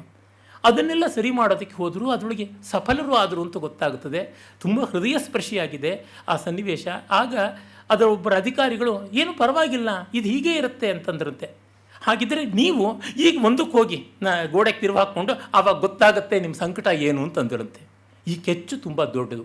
ಮತ್ತು ಅಲ್ಲಷ್ಟು ಶುಭ್ರ ಮಾಡಿ ಸರಿ ಮಾಡಿ ಕೊಟ್ಟಿದ್ದಲ್ಲದೆ ಅವರುಗಳಿಂದ ಅವರ ಒಂದು ಬದುಕಿಗೆ ಒಂದು ಸುಧಾರಣೆ ಬರಲಿ ಅಂತ ನಾಟಕ ಇತ್ಯಾದಿಗಳನ್ನು ಮಾಡಿಸಿದ್ರು. ಒಂದು ಲೈಬ್ರರಿ ಕೂಡ ಡೆವಲಪ್ ಮಾಡಿದ್ರು. ಅವರು ಬೀದರ್ನಲ್ಲಿದ್ದಾಗ ಒಂದು ಗ್ರಂಥಾಲಯವನ್ನೇ, ಅಂದರೆ ನ್ಯಾಯಾಲಯಕ್ಕೆ ಅಂಟಿಕೊಂಡಂಥ ಒಂದು ಗ್ರಂಥಾಲಯವನ್ನು ಜೀರ್ಣೋದ್ಧಾರ ಮಾಡಿದ್ರು ಅಂತ ಬರ್ತದೆ. ಅದನ್ನು ಯಾರೂ ಹೋಗಿ ನೋಡ್ತಾ ಇರೋಲ್ಲ, ಅಷ್ಟು ಹದಗೆಟ್ಟೋಗಿರುತ್ತೆ. ಅವರು ವ್ಯವಸ್ಥೆ ಮಾಡಿಕೊಡ್ತಾರೆ ಅಂತ. ಇಲ್ಲಿ ಕೈದಿಗಳಿಗೋಸ್ಕರ ಅವರು ವ್ಯವಸ್ಥೆ ಮಾಡಿಕೊಡ್ತಾರೆ ಗ್ರಂಥಾಲಯವನ್ನು. ಆಗ ಜೈಲು ಅಧಿಕಾರಿಗಳು ಹೇಳ್ತಾರೆ, ಏನು ಮಾಡೋದು ಸರ್, ಇವರು ತುಂಬ ಬಯಸ್ತಕ್ಕಂಥದ್ದು ಎರಾಟಿಕ್ಸ್ ಬಗ್ಗೆ ಪುಸ್ತಕಗಳನ್ನಷ್ಟೇ, ಏನೂ ಬಯಸೋದಿಲ್ಲ ಅಂತ. ಅದು ಹಾಗೆ ಆಗುತ್ತೆ. ಅದಕ್ಕೆ ಅವ್ರ ಕೈನಲ್ಲಿ ಮೊದಲು ನಾಟಕ ಮಾಡಿಸೋಣ, ನಾಟಕ ಪೌರಾಣಿಕ ಆಗಿರಬೇಕು, ಬೇರೆ ಯಾವುದು ಬೇಡ ಅಂತ. ಆಗ ನಾಟಕ ಚೆನ್ನಾಗಿ ಆಡಿ 4 ಜನಕ್ಕೆ ರಂಜನೆ ಕೊಡಬೇಕು ಅಂತನಿಸಿ ಪೌರಾಣಿಕ ನಾಟಕ ಮಾಡಬೇಕು ಅಂದರೆ ಪುರಾಣ ಕಥೆಗಳನ್ನು ಚೆನ್ನಾಗಿ ತಿಳ್ಕೊಳ್ಬೇಕು ಅಂತ ತಾನಾಗಿ ಪುರಾಣ ಕಥೆಗಳ ಪುಸ್ತಕ ರಾಮಾಯಣ ಮಹಾಭಾರತಗಳು ಜೈಲಿಗೆ ಹೋದವು ಅಂತ ಗೊತ್ತಾಗುತ್ತದೆ. ಅಲ್ಲಿ ಕೂಡ ಮಂಕುತಿಮ್ಮನ ಕಗ್ಗದಂಥ ಪುಸ್ತಕ ಜನಪ್ರಿಯವಾಯಿತು ಅಂತ ಗೊತ್ತಾದಾಗ ನರಹರಿಯವರು ಯಾವೆಲ್ಲ ನೆಲೆಯಲ್ಲಿ ಕೆಲಸ ಮಾಡಿದ್ರು ಅಂತ ತಿಳಿಯುತ್ತದೆ. ನನಗೆ ಅವ್ರನ್ನ ಒಂದು 3-4 ಬಾರಿ ನೋಡಿದ್ದು, 1-2 ಬಾರಿ ಮಾತನಾಡಿಸಿದ್ದು ಅಷ್ಟೇ ಗೊತ್ತಿರೋದು. ಇದೇ ಸಂಸ್ಥೆಯಲ್ಲಿ ಭಾಷಣ ಮಾಡಿದರೆ ಎಂದಿನಂತೆ ನನ್ನ ಬಾಯಿ ಹರಕು, ಧಾರಾಳಕ್ಕೆ ಎಲ್ಲ ಆಶೀರ್ವಚನ ಮಂತ್ರಗಳನ್ನು ಹೇಳ್ತಾ ಇರ್ತೀನಿ. ಹೊರಗೆ ಬಂದಾಗ ಅವರು ಹೇಳಿದ್ದು, ಪ್ರಾಯಶಃ ನನ್ನ ಜೊತೆ ಮಾತಾಡಿದ್ದು ಅದೇ ಮೊದಲು ಅನಿಸುತ್ತೆ. ಅದೇ ಹೆಚ್ಚಾಗಿ ಮಾತಾಡಿದ್ದು. ನೀವು ಎಲ್ಲರನ್ನೂ ಬೈತಾ ಇರ್ತೀರಾ, ನಿಮ್ಮ ಮೇಲೆ ಡಿಫೇಮೇಷನ್ ಕೇಸ್ ಹಾಕ್ತಾರೆ, ಹುಷಾರಾಗಿರಿ ಅಂತ. ನಿಮ್ಮ ಮಗನೇ ಬಂದು ನನ್ನನ್ನು ಕಾಪಾಡಬೇಕು ಅಂತ. ನಾವೆಲ್ಲ ಕಾಪಾಡೋಕ್ಕಾಗೋದಿಲ್ಲ ಸರ್, ತೊಂದರೆ ಬಂದೇ ಬರುತ್ತೆ ಅಂತಂದರು. ಅಂದರೆ ಅವರು ಇದೆಲ್ಲ ಸಮಸ್ಯೆಗಳನ್ನು ಕಂಡಿದ್ದವರು. ಹಾಗೆ ಕಂಡಿದ್ದಾಗಲೂ ಎದೆಗುಂದದೆ ನಿಂತುಕೊಂಡ್ರಲ್ಲ, ಅದಕ್ಕೆ ಪೂರಕವಾಗಿ ಒದಗಿದ್ದು ಸಂಗೀತ ಸಾಹಿತ್ಯಗಳು ಅಂತ ಗೊತ್ತಾಗುತ್ತದೆ. ಅದನ್ನು ಕ್ಷೇಮೇಂದ್ರ ಕಾಶ್ಮೀರದ ಮಹಾಲೇಖಕ, ಕವಿ, ವಿದ್ವಾಂಸ, 1000 ವರ್ಷಗಳ ಕೆಳಗಿದ್ದವನು ಹೇಳ್ತಾನೆ, ಎಂಥ ಉದ್ಯೋಗದಲ್ಲಿದ್ದರೂ, ಎಂಥ ವ್ಯಕ್ತಿಯಾದರೂ ಒಂದು ಒಳ್ಳೆಯ ಲಲಿತ ಕಲೆಯನ್ನು ಕಲಿಬೇಕು. ಅರ್ಜುನ ಅಜ್ಞಾತವಾಸದಲ್ಲಿದ್ದಾಗ ಅಂಥ ಮಹಾವೀರ ತಲೆಮರೆಸಿಕೊಳ್ಳೋದಕ್ಕೆ ಅವನ ಗೀತ ನೃತ್ಯ ವಾದ್ಯಗಳ ಒದಗಿ ಬಂತು. ಸಂಗೀತ ನೃತ್ಯ ಕಲಿತಿದ್ದರಿಂದ ಅಜ್ಞಾತವಾಸವನ್ನು ಅವನು ಸಲೀಸಾಗಿ ದಾಟ್ಕೊಂಡು ಬಿಟ್ಟ ಅಂತ. ಇದನ್ನು ನೋಡಿದಾಗ ನಮಗೆ ಗೊತ್ತಾಗುತ್ತೆ, ಇವುಗಳಲ್ಲಿ ರುಚಿ ಇರಬೇಕಲ್ವಾ, ಆ ಥರದ್ದಿಲ್ಲದೆ ಇದ್ದರೆ ಹೇಗೆ? ಅದು ಹಾಗಂತ ಅವರು ಕಾನೂನು ಕಟ್ಟಲೆಗಳಲ್ಲಿ ಏನು ದೇವಾನಾಂಪ್ರಿಯರಾಗಿರಲಿಲ್ಲ, ಅದರೊಳಗೆ ತುಂಬ ಪರಿಣತಿ ಪಡೆದಿದ್ದರು ಅನ್ನೋದಕ್ಕೆ ಅನೇಕ ಉದಾಹರಣೆಗಳನ್ನು ನೋಡ್ತೀವಿ. ಈಗಷ್ಟೇ ಚಂದ್ರಶೇಖರ್ ಅವರು ಹೇಳಿದರು. ಹೀಗೆ ಒಂದು ಕಡೆ ಈ ತಮ್ಮ ಸ್ವಧರ್ಮದ ಕ್ಷೇತ್ರವನ್ನು ಮತ್ತು ಸ್ವಪ್ರೀತಿಯ ಕ್ಷೇತ್ರವನ್ನು ಎರಡನ್ನೂ ಕೂಡ ಮುಂದುವರೆಸಿದರು. ತನ್ನ ಸಾಮರ್ಥ್ಯ ಎಲ್ಲಿದೆ, ತನ್ನ ಸಂತೋಷ ಎಲ್ಲಿದೆ ಅದನ್ನು ಕಂಡುಕೊಂಡ್ರು. ಮತ್ತು ನೋಡಿ, ಎಷ್ಟೋ ತಂದೆಯರು ಸಾಮಾನ್ಯಕ್ಕೆ ನಾನು ಮಾಡಿದ ಕೆಲಸ ನೀನು ಮಾಡಬೇಡ ಅಂತ ಮಕ್ಕಳಿಗೆ ಹೇಳೋದುಂಟು. ನಾನು ಬಿದ್ದ ಹಳ್ಳದಲ್ಲಿ ನೀನು ಬೀಳಬೇಡ ಅಂತ. ಪೀಚಿ ಹೇಳ್ತಾರೆ, ತಂದೆ ಅಂದರೆ ಯಾವತ್ತೂ ಹೇಳ್ತಾರೆ ನಾನು ಬಿದ್ದ ಹಳ್ಳಕ್ಕೆ ಮಗ ಬೀಳಬಾರ್ದು ಅಂತ. ಆದರೆ ಹಳ್ಳಗಳೇನೋ ತುಂಬ ಇವೆ ಅಂತ. ಆದರೆ ಅವರು ಕಶ್ಯಪ್ಗೆ ಹೇಳಿದ್ದು, ನೀನು ಕಾನೂನು ತೆಗೆದುಕೊಂಡು ವಕೀಲನಾಗು ಅಂತ. ಅಷ್ಟೇ ಅಲ್ಲ, ನಿನಗೆ ಅವಕಾಶ ಬಂದರೆ ನೀನು ನ್ಯಾಯಮೂರ್ತಿನೂ ಆಗು ಅಂದ್ರಂತೆ. ಇದೇನಪ್ಪ ನೀನು ಮಾಡಿರ್ತಕ್ಕಂಥದ್ದು, ನಿನಗಾಗಿರುವಂಥ ತೊಂದರೆ ಎಲ್ಲ ನೋಡಿದ್ರೆ ಆಗಬೇಕಾದ್ರೆ ಇಲ್ಲ, ಒಬ್ಬ ಒಳ್ಳೆ ನ್ಯಾಯಮೂರ್ತಿ ಮಾಡಬಹುದಾದ ಒಳಿತು ತುಂಬ ಇದೆ ಅಂತ. ಇದು ಬಹಳ ದೊಡ್ಡ ಸಂಗತಿ ಅನಿಸುತ್ತೆ. ಅದು ಇಲ್ಲಿ ದಾಖಲೆಗೊಂಡಿದೆ. ಅಂದರೆ ತಾವಿದ್ದ ಕ್ಷೇತ್ರದಲ್ಲಿ, ತಾವು ದುಡಿಯುವಂಥ ಕ್ಷೇತ್ರದಲ್ಲಿ ಏನೋ ತಮಗೆ ತೊಂದರೆ ಆದ ಮಾತ್ರಕ್ಕೆ ಅಲ್ಲಿರುವ ಸಾಮರ್ಥ್ಯ, ಅಲ್ಲಿರುವಂಥ ಒಳಿತು ಮಾಡುವ ಅವಕಾಶ, ಅದನ್ನು ಮರೆಯದೇ ಇರುವುದಿದೆಯಲ್ಲ, ಬಹಳ ದೊಡ್ಡ ಸಂಗತಿ ಅನಿಸುತ್ತೆ.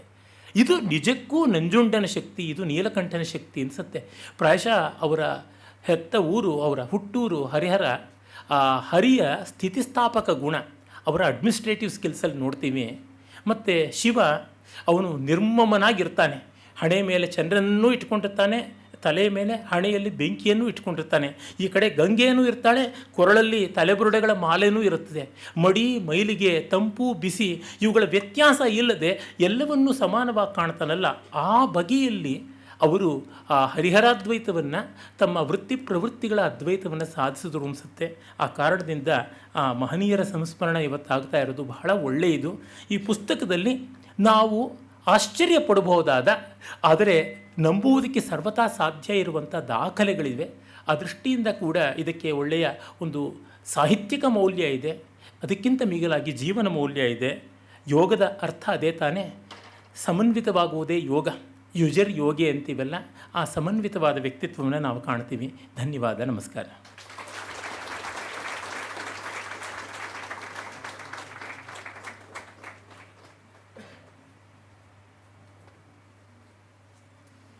ಧನ್ಯವಾದಗಳು ಸರ್. 10 ನಿಮಿಷದಲ್ಲಿ ಇಡೀ ಪುಸ್ತಕದ ಒಂದು ಪೀಕನ್ನು ಕೊಟ್ಟರು. Thank you sir. ಈಗ ಪುಸ್ತಕದ ಸಂಪಾದಕರಾಗಿರುವಂಥ ಕಶ್ಯಪ್ ಅವರು ಬಂದು ಮಾತನಾಡಬೇಕು ಅಂತ ಕೇಳ್ಕೊತೀನಿ. ಹಾಗೆ ವಂದನಾರ್ಪಣೆಯನ್ನು ಸಲ್ಲಿಸಬೇಕು ಅಂತ ಕೇಳ್ಕೊತೀನಿ. ಅದಕ್ಕಿಂತ ಮುಂಚೆ ಶ್ರೀ ಎಚ್ ಎ ಮೋಹನ್ ಅವರು ಬಂದಿದ್ದಾರೆ. ಅವರು ಕೂಡ ಈ ಪುಸ್ತಕದಲ್ಲಿ ಒಂದು ಲೇಖನವನ್ನು ಬರೆದಿದ್ದಾರೆ. ಮೋಹನ್ ಅಂಕಲ್ ದಯವಿಟ್ಟು ವೇದಿಕೆಗೆ ಬರಬೇಕು ಅಂತ ಕೇಳ್ಕೊತೀನಿ.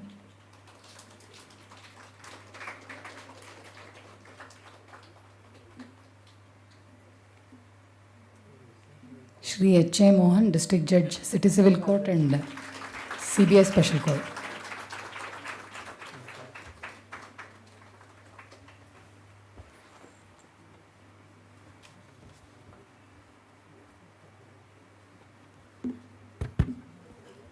ಓಂ ತತ್ಸತ್. ಎಲ್ಲರಿಗೂ ನಮಸ್ಕಾರ. ಇಂದಿನ ದಿನ ನಮ್ಮ ಕರೆಗೆ ಹೋಗೊಟ್ಟು, ನಮ್ಮ ಆಹ್ವಾನಕ್ಕೆ ಹೋಗೊಟ್ಟು ತಾವೆಲ್ಲರೂ ಇಲ್ಲಿ ಸ್ವಾಗತಿಸಿದ್ದೀರಾ. ಹಾಗಾಗಿ ನಿಮ್ಮೆಲ್ಲರಿಗೂ ನಾನು ಆಭಾರಿಯಾಗಿದ್ದೇನೆ.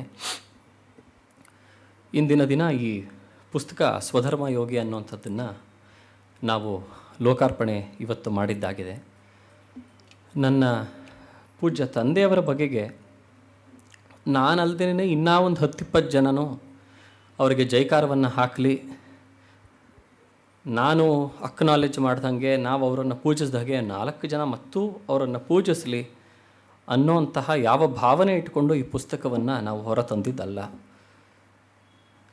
ಯಾವುದೇ ಮಕ್ಕಳಿಗಾಗಲಿ ಅವರ ತಂದೆ ಬಗ್ಗೆ ಪೂಜ್ಯ ಭಾವನೆ ಇದ್ದೇ ಇರುತ್ತೆ, ಅವರ ಕುಟುಂಬದವ್ರಿಗೂ ಇದ್ದೇ ಇರುತ್ತೆ, ಅವರ ಸಂಸಾರದವ್ರಿಗೆ, ಅವರ ಒಡನಾಡದವ್ರಿಗೆ, ಅವರ ಸ್ನೇಹಿತರಿಗೂ ಇದ್ದೇ ಇರುತ್ತೆ.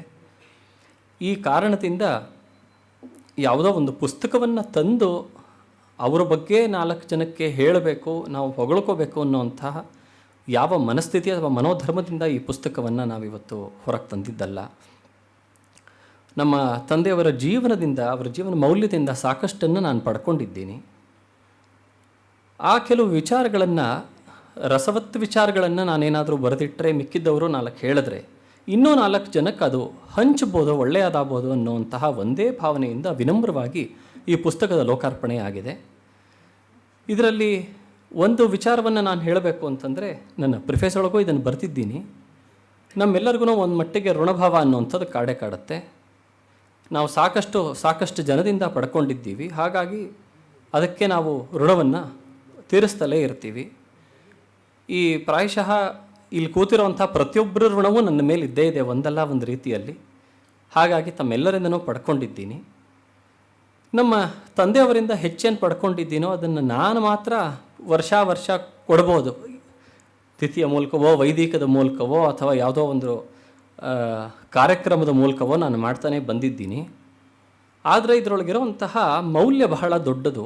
ಆ ಮೌಲ್ಯ ಎಲ್ಲರ ಜೀವನಕ್ಕೂ ಬರೋ ಅಂಥದ್ದು ಅನ್ನೋ ಕಾರಣದಿಂದ ಈ ಮೌಲ್ಯವನ್ನು ತಿಳಿಸ್ಲಿಕ್ಕೋಸ್ಕರ ಒಬ್ಬ ವ್ಯಕ್ತಿಯ ವ್ಯಕ್ತಿಚಿತ್ರ ಬೇಕಾಗಬಹುದು ಅನ್ನೋಂಥ ಕಾರಣದಿಂದ ಈ ಪುಸ್ತಕ ಹೊರಗೆ ತಂದಿರುವಂಥದ್ದಷ್ಟೇ. ನಮ್ಮಲ್ಲಿ ಪಂಚ ಋಣಗಳು ಅಂತ ಇದ್ದೇ ಇದೆ. ದೇವಋಣ, ಋಷಿ ಋಣ, ಪಿತೃಋಣ, ಮನುಷ್ಯ ಋಣ, ಆತ್ಮಋಣ ಅಂತ ಬಂದಿರೋವಂಥದ್ದನ್ನು ನಾವು ಕಾಣ್ತೀವಿ.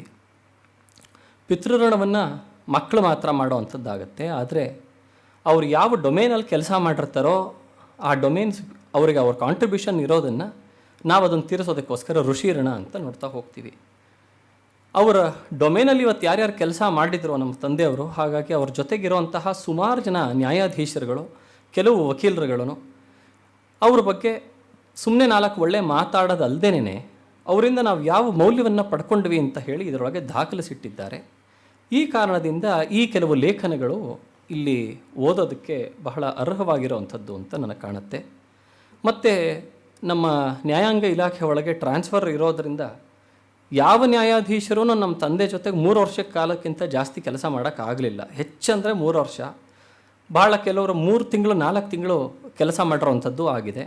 ಆ ಕಾರಣದಿಂದ ಹಲವಾರು ಲೇಖನಗಳಿಂದ ಇಡೀ ಒಂದು ಜೀವನದ ಒಂದು ಓವರಾಲ್ ವ್ಯೂ ಅಂತ ಹೇಳ್ತೀವಲ್ಲ, ಅದು ಹೊರಗೆ ಬರೋಕ್ಕಾಗಲಿಲ್ಲ. ಈ ಕಾರಣದಿಂದ ನಾನು ಬರಿಬೇಕಾಯಿತು ಇದರೊಳಗೆ ಲೇಖನವನ್ನು. ನಾನು ಮತ್ತು ನನ್ನ ತಂಗಿ ವೈಷ್ಣವಿ ಬರೆದಿರೋವಂಥದ್ದು ಅವರ ಸಂಪೂರ್ಣ ಜೀವನವನ್ನು ಉಲ್ಲೇಖಿಸಿ ಅವ್ರ ಹುಟ್ಟಿನಿಂದ ಸಾಯುವ ತನಕ ಕೆಲವು ವಿಚಾರಗಳನ್ನು ಬರೆದಿರುವಂಥದ್ದಾಗಿದೆ. ಈ ಪುಸ್ತಕವನ್ನು ನಾನು ಹೊರಗೆ ತರೋದಕ್ಕೆ ನನ್ನ ಹಲವು ಸ್ನೇಹಿತರು ತುಂಬ ದುಡಿದಿದ್ದಾರೆ. ಅವರೆಲ್ಲರಿಗೂ ನಾನು ಋಣಿಯಾಗಿದ್ದೀನಿ. ಇದರ ಪುಸ್ತಕ ನನಗಿನ್ನೂ ಯೋಚನೆ ಬಂದು ನಾವು ತರಬೇಕು ಅಂತಂದಾಗಲೇ ಸನ್ಮಾನ್ಯ ನ್ಯಾಯಮೂರ್ತಿಗಳಾದ ವಿ ಚಂದ್ರಶೇಖರ್ ಅವ್ರಿಗೆ ಹೇಳಿದ್ದೆ. ಅವ್ರು ಆವಾಗಲಿಂದನೂ ಎಂಕರೇಜ್ ಮಾಡಿದರು. ನಂತರ ಇವತ್ತಿನ ಪುಸ್ತಕ ಬಿಡುಗಡೆಗೂ ಅವರೇ ಬಂದಿದ್ದಾರೆ. ಹಾಗಾಗಿ ತಮ್ಮೆಲ್ಲರ ಪರವಾಗಿ, ನಮ್ಮ ಕುಟುಂಬದವರ ಪರವಾಗಿ ಅವರಿಗೆ ಹೃತ್ಪೂರ್ವಕ ಧನ್ಯವಾದಗಳನ್ನು ಹೇಳ್ತಾ ಇದ್ದೀನಿ. ಇನ್ನು ಶತಾವಧಾನಿ ಡಾಕ್ಟರ್ ಆರ್ ಗಣೇಶರು ಗುರು ಅಂತ ನನಗೆ ಕೇಳಿಸ್ಕೊಳ್ಳಲ್ಲ, ನಾನು ಹೇಳಬಾರ್ದು ಆ ಪದ ಅವರಿಗೆ ಅಂತ ಅವ್ರಿಗೆ ಬೇಜಾರಾಗುತ್ತೆ. ಆದರೆ ಇನ್ನು ಎಲ್ಲ ಅಂಶಗಳಿಂದಲೂ ಅವರು ನನ್ನ ದಾರಿಗೆ ದೀಪವಾಗೇ ನಿಂತಿದ್ದಾರೆ. ನನ್ನ ಜೀವನ ಒಂದು ದಾರಿ, ಒಂದು ದಿಕ್ಕು ದೆಸೆ ಅಂತ ಬಂದಿರೋದಕ್ಕೆ ಮುಖ್ಯ ಕಾರಣ ಅವರು ಅಂತಂದರೆ ತಪ್ಪಾಗೋದಕ್ಕಾಗಲ್ಲ. ಅವರು ಪ್ರೀತಿ ವಿಶ್ವಾಸಗಳನ್ನು ಇಟ್ಕೊಂಡು ಇವತ್ತಿನ ಕಾರ್ಯಕ್ರಮದ ಅಧ್ಯಕ್ಷತೆಯನ್ನು ವಹಿಸಿದ್ದಾರೆ. ಅವರಿಗೆ ನಾವೆಲ್ಲರೂ ಋಣಿಯಾಗಿದ್ದೀವಿ. ನಮಸ್ಕಾರ. ಅಂತೆಯೇ ಡಾಕ್ಟರ್ SR ರಾಮಸ್ವಾಮಿ ಅವರು ಇಲ್ಲಿ ಬಂದು ನಮ್ಮನ್ನೆಲ್ಲ ಆಶೀರ್ವದಿಸಿದ್ದಾರೆ. ಅವರಿಗೆ ನನ್ನ ಹೃತ್ಪೂರ್ವಕ ಧನ್ಯವಾದಗಳು. ಶ್ರೀಯುತ PS ರಾಜಗೋಪಾಲ್ ಅವರು ಬಂದು ಇಲ್ಲಿ ನಾನು ಸನ್ಮಾನ ಮಾಡ್ತೀನಿ ಅಂದರೆ ಮೊದಲಿಗೆ ಬೇಡ ಅಂತಂದಿದ್ರು. ಆಮೇಲೆ ನನ್ನ ಪ್ರೀತಿ ವಿಶ್ವಾಸಗಳಿಂದ ಇವತ್ತು ಬಂದು ಸನ್ಮಾನವನ್ನು ಮಾಡಿಸ್ಕೊಂಡಿದ್ದವರು ಇಲ್ಲಿ ಬಂದಿದ್ದಾರೆ. ಅವರಿಗೆ ಮತ್ತೆ ನನ್ನ ಧನ್ಯವಾದಗಳು. ಈ ಪುಸ್ತಕದ ಹಲವು ಲೇಖಕರು ಇವತ್ತು ಇಲ್ಲಿ ಬಂದಿದ್ದಾರೆ. ಎಲ್ಲ ಲೇಖಕರುಗಳಿಗೂ ನಾನು ಮತ್ತೊಮ್ಮೆ ಧನ್ಯವಾದಗಳನ್ನು ಹೇಳ್ತೀನಿ. ಪುಸ್ತಕಕ್ಕೆ ನಿಮ್ಮ ಲೇಖನದ ಅರ್ಪಣೆ ಅಲ್ಲದೇನೆ ತಾವಿವತ್ತು ಪ್ರೀತಿಯಿಂದ ಇಲ್ಲಿ ಬಂದಿರೋದಕ್ಕೆ ನನ್ನ ವಿಶೇಷ ಕೃತಜ್ಞತೆಗಳು ನಿಮಗೆ ಸಲ್ಲುತ್ತವೆ. ಈ ಪುಸ್ತಕದ ಪಬ್ಲಿಷರ್ ಹರಿ ರವಿಕುಮಾರ್ ಅವರು ಹ್ಯಾಶ್ ಇಂಪ್ರೆಷನ್ಸ್ ಮೂಲಕ ಇದನ್ನು ಪಬ್ಲಿಷ್ ಮಾಡಿದ್ದಾರೆ. ಹರಿ ರವಿಕುಮಾರ್ ಅವರಿಗೆ ನನ್ನ ವಂದನೆಗಳು. ಹಲವು ನ್ಯಾಯಾಧೀಶರು ಇಲ್ಲಿ ಬಂದಿದ್ದಾರೆ. ಬಾಲಕೃಷ್ಣ ಅವರು, ಎ ಎಲ್ ಪೂಜಾರ್ ಅವರು, ಎನ್ ಎಸ್ ಪಾಟೀಲ್ ಅವರು, ಚಿದಾನಂದ ರಾವ್ ಅವರು, ಆರ್ ಚಂದ್ರಶೇಖರ್ ಅವರು ಎಲ್ಲರೂ ಇಲ್ಲಿ ಬಂದಿದ್ದಾರೆ. ಅವರೆಲ್ಲರಿಗೂ ನನ್ನ ವಂದನೆಗಳು. ಮತ್ತು ಇಲ್ಲಿ ಸೀನಿಯರ್ ಅಡ್ವೊಕೇಟ್ ಆಗಿರುವಂತಹ ಶ್ರೀಯುತ ಎಂ ಬಿ ನರ್ಗುಂದ್ ಅವರು, ಧ್ಯಾನ್ ಚಿನ್ನಪ್ಪ ಅವರು, ಮತ್ತು ಶ್ರೀರಂಗ ಅವರು, ಧನಂಜಯ್ ಜೋಶಿ ಅವರು, ಮತ್ತು ವಕೀಲರಾಗಿರುವಂತಹ ಸುಂದರ್ ರಾಮನ್, ಪ್ರಹನ್ ಚಣೈ ಇವರೆಲ್ಲ ನಮ್ಮ ಸೀನಿಯರ್ಸು. ನಾನೇನಾರೋ ಕಾನೂನಲ್ಲಿ ಇವತ್ತು ಸಾಧಿಸಿದ್ದೀನಿ ಅಂತಂದರೆ ಅದಕ್ಕೆ ಮುಖ್ಯ ಕಾರಣ ಇವರೇನೆ, ಧ್ಯಾನ್ ಚಿನ್ನಪ್ಪ ಮತ್ತು ಸುಂದರ್ ರಾಮನ್, ಅರುಣ್ ಕುಮಾರ್. ಹಾಗಾಗಿ ಅವರಿಗೆ ನನ್ನ ವಿಶೇಷ ಕೃತಜ್ಞತೆ ಸಲ್ಲುತ್ತವೆ. ಮೀರಾ ಫಡ್ಕೆ ಅವರಿಗೆ ವಿಶೇಷ ಕೃತಜ್ಞತೆ. ನಂತರ ನನ್ನ ಸಹೋದ್ಯೋಗಿಗಳು, ಅಗ್ರಾಲಿಗಲಲ್ಲಿ ಕೆಲಸ ಮಾಡ್ತಿರುವಂತಹ ನನ್ನ ಪಾರ್ಟ್ನರ್ಸು, ನನ್ನ ಜೂನಿಯರ್ಸ್ ಎಲ್ಲರೂ ಆಗಿರ್ಬೋದು, ಅವರೆಲ್ಲರೂ ಬಂದಿದ್ದಾರೆ. ಅವರೆಲ್ಲರಿಗೂ ವಿಶೇಷವಾದ ಧನ್ಯವಾದ. ನನ್ನ ಹಲವು ಸ್ನೇಹಿತರು ಬಂದಿದ್ದಾರೆ. ನನ್ನ ಸಾಹಿತ್ಯಕ್ಕೆ ಸಂಬಂಧಪಟ್ಟಂಥ ಹಲವು ಸ್ನೇಹಿತರು ಇಲ್ಲೆಲ್ಲರೂ ಇದ್ದಾರೆ. ಅವರಿಗೆಲ್ಲ ಧನ್ಯವಾದಗಳು. ಮತ್ತು ನಮ್ಮ ಕುಟುಂಬ ವರ್ಗದವರು ಆ್ಯಂಡ್ ಎಕ್ಸ್ಟೆಂಡೆಡ್ ಫ್ಯಾಮಿಲಿ ಅವರೆಲ್ಲರೂ ಬಂದಿದ್ದಾರೆ. ಅವರಿಗೆ ನನ್ನ ಧನ್ಯವಾದಗಳು. ಈ ಪುಸ್ತಕದ ಪ್ರಿಂಟರ್ ಆಗಿರುವಂತಹ ಶ್ರೀರಂಗ ಪ್ರಿಂಟರ್ಸ್ ಮತ್ತು ಬಾಲಕೃಷ್ಣ ಅವರಿಗೆ ವಿಶೇಷ ಧನ್ಯವಾದಗಳು. ಈ ಸಂಸ್ಥೆಯ ಈ ಸಭಾಂಗಣವನ್ನು ಅನುವು ಮಾಡಿಕೊಟ್ಟಿರುವಂತಹ ರಾಮು ಅವರಿಗೆ ಮತ್ತು ಗೋಖಲೆ ಸಾರ್ವಜನಿಕ ವಿಚಾರ ಸಂಸ್ಥೆಗೆ ಮತ್ತು ಇಲ್ಲಿ ಕೆಲಸ ಮಾಡುವಂತಹ ಎಲ್ಲ ಸ್ಟಾಫ್ ಮೆಂಬರ್ಸ್ ಯಾರಿದ್ದಾರೆ ಅವರೆಲ್ಲರಿಗೂ ನನ್ನ ಕೃತಜ್ಞತೆಗಳು ಸಲ್ಲುತ್ತವೆ. ವಿಡಿಯೋಗ್ರಫಿ, ಫೋಟೋಗ್ರಫಿ ಮಾಡ್ತಿದ್ದಾರೆ, ಅವರಿಗೆ ನನ್ನ ಕೃತಜ್ಞತೆ ಸಲ್ಲುತ್ತೆ. DVG ಪುಸ್ತಕ ಭಂಡಾರ ಮತ್ತು ಪ್ರಭಾಕರ್ ಅವರು ಇಲ್ಲಿ ಪುಸ್ತಕವನ್ನು ಎಲ್ಲರಿಗೂ ಇಟ್ಕೊಂಡಿದ್ದಾರೆ, ಈ ಪುಸ್ತಕವನ್ನು ಮಾರ್ತಿದ್ದಾರೆ. ಹಾಗಾಗಿ ಅವ್ರಿಗೂ ನನ್ನ ವಿಶೇಷ ಧನ್ಯವಾದಗಳು. ಈ ಕಾರ್ಯಕ್ರಮದ ನಂತರ ಒಂದು ಲಘು ಉಪಹಾರವಿರುತ್ತೆ, ಜೊತೆ ಕಾಫಿ ಇರುತ್ತೆ. ಹಾಗಾಗಿ ಬಂದಿರೋರೆಲ್ಲರೂ ದಯವಿಟ್ಟು ತಿಂಡಿಯನ್ನು ಮತ್ತು ಕಾಫಿಯನ್ನು ತಗೋಬೇಕು ಅಂತ ಕೇಳ್ಕೊತೀನಿ. ಚಹಾ ಕಾಫಿ ಆದ ನಂತರ 6 ಗಂಟೆಗೆ ಡಾಕ್ಟರ್ ಶೋಭಾ ಶಶಿಕುಮಾರ್ ಮತ್ತು ಅವರ ನೃತ್ಯ ಇರುತ್ತೆ. ಇಲ್ಲಿಯೇ ಮತ್ತು ಸಂಗೀತದವರೆಲ್ಲ ವಾದ್ಯದವರು ಇಲ್ಲಿ ಕೂತ್ಕೋತಾರೆ. ಹಾಗಾಗಿ ಒಂದು ಸ್ವಲ್ಪ ಈ ಆಡಿಟೋರಿಯಂ ರೀಅರೇಂಜ್ ಆಗುತ್ತೆ. ಅರ್ಧ ಗಂಟೆ ಸಮಯ ಇರುತ್ತೆ. ಅದರೊಳಗೆ ತಾವೆಲ್ಲರೂ ಉಪಹಾರವನ್ನು ತೊಗೊಂಡು ಮತ್ತಿಲ್ಲಿ ಬರಬೇಕಾಗಿ ವಿನಂತಿ. ಗಣೇಶ್ ಯಾರು ಕೇಟ್ರಿಂಗ್ ಮಾಡ್ತಾ ಇದ್ದಾರೆ ಅವ್ರಿಗೂ ನನ್ನ ಹೃತ್ಪೂರ್ವಕ ಧನ್ಯವಾದಗಳು. ತಾವೆಲ್ಲರೂ ಬಂದಿದ್ದಕ್ಕೆ ಮತ್ತೊಮ್ಮೆ ಧನ್ಯವಾದಗಳು. ನಮಸ್ಕಾರ.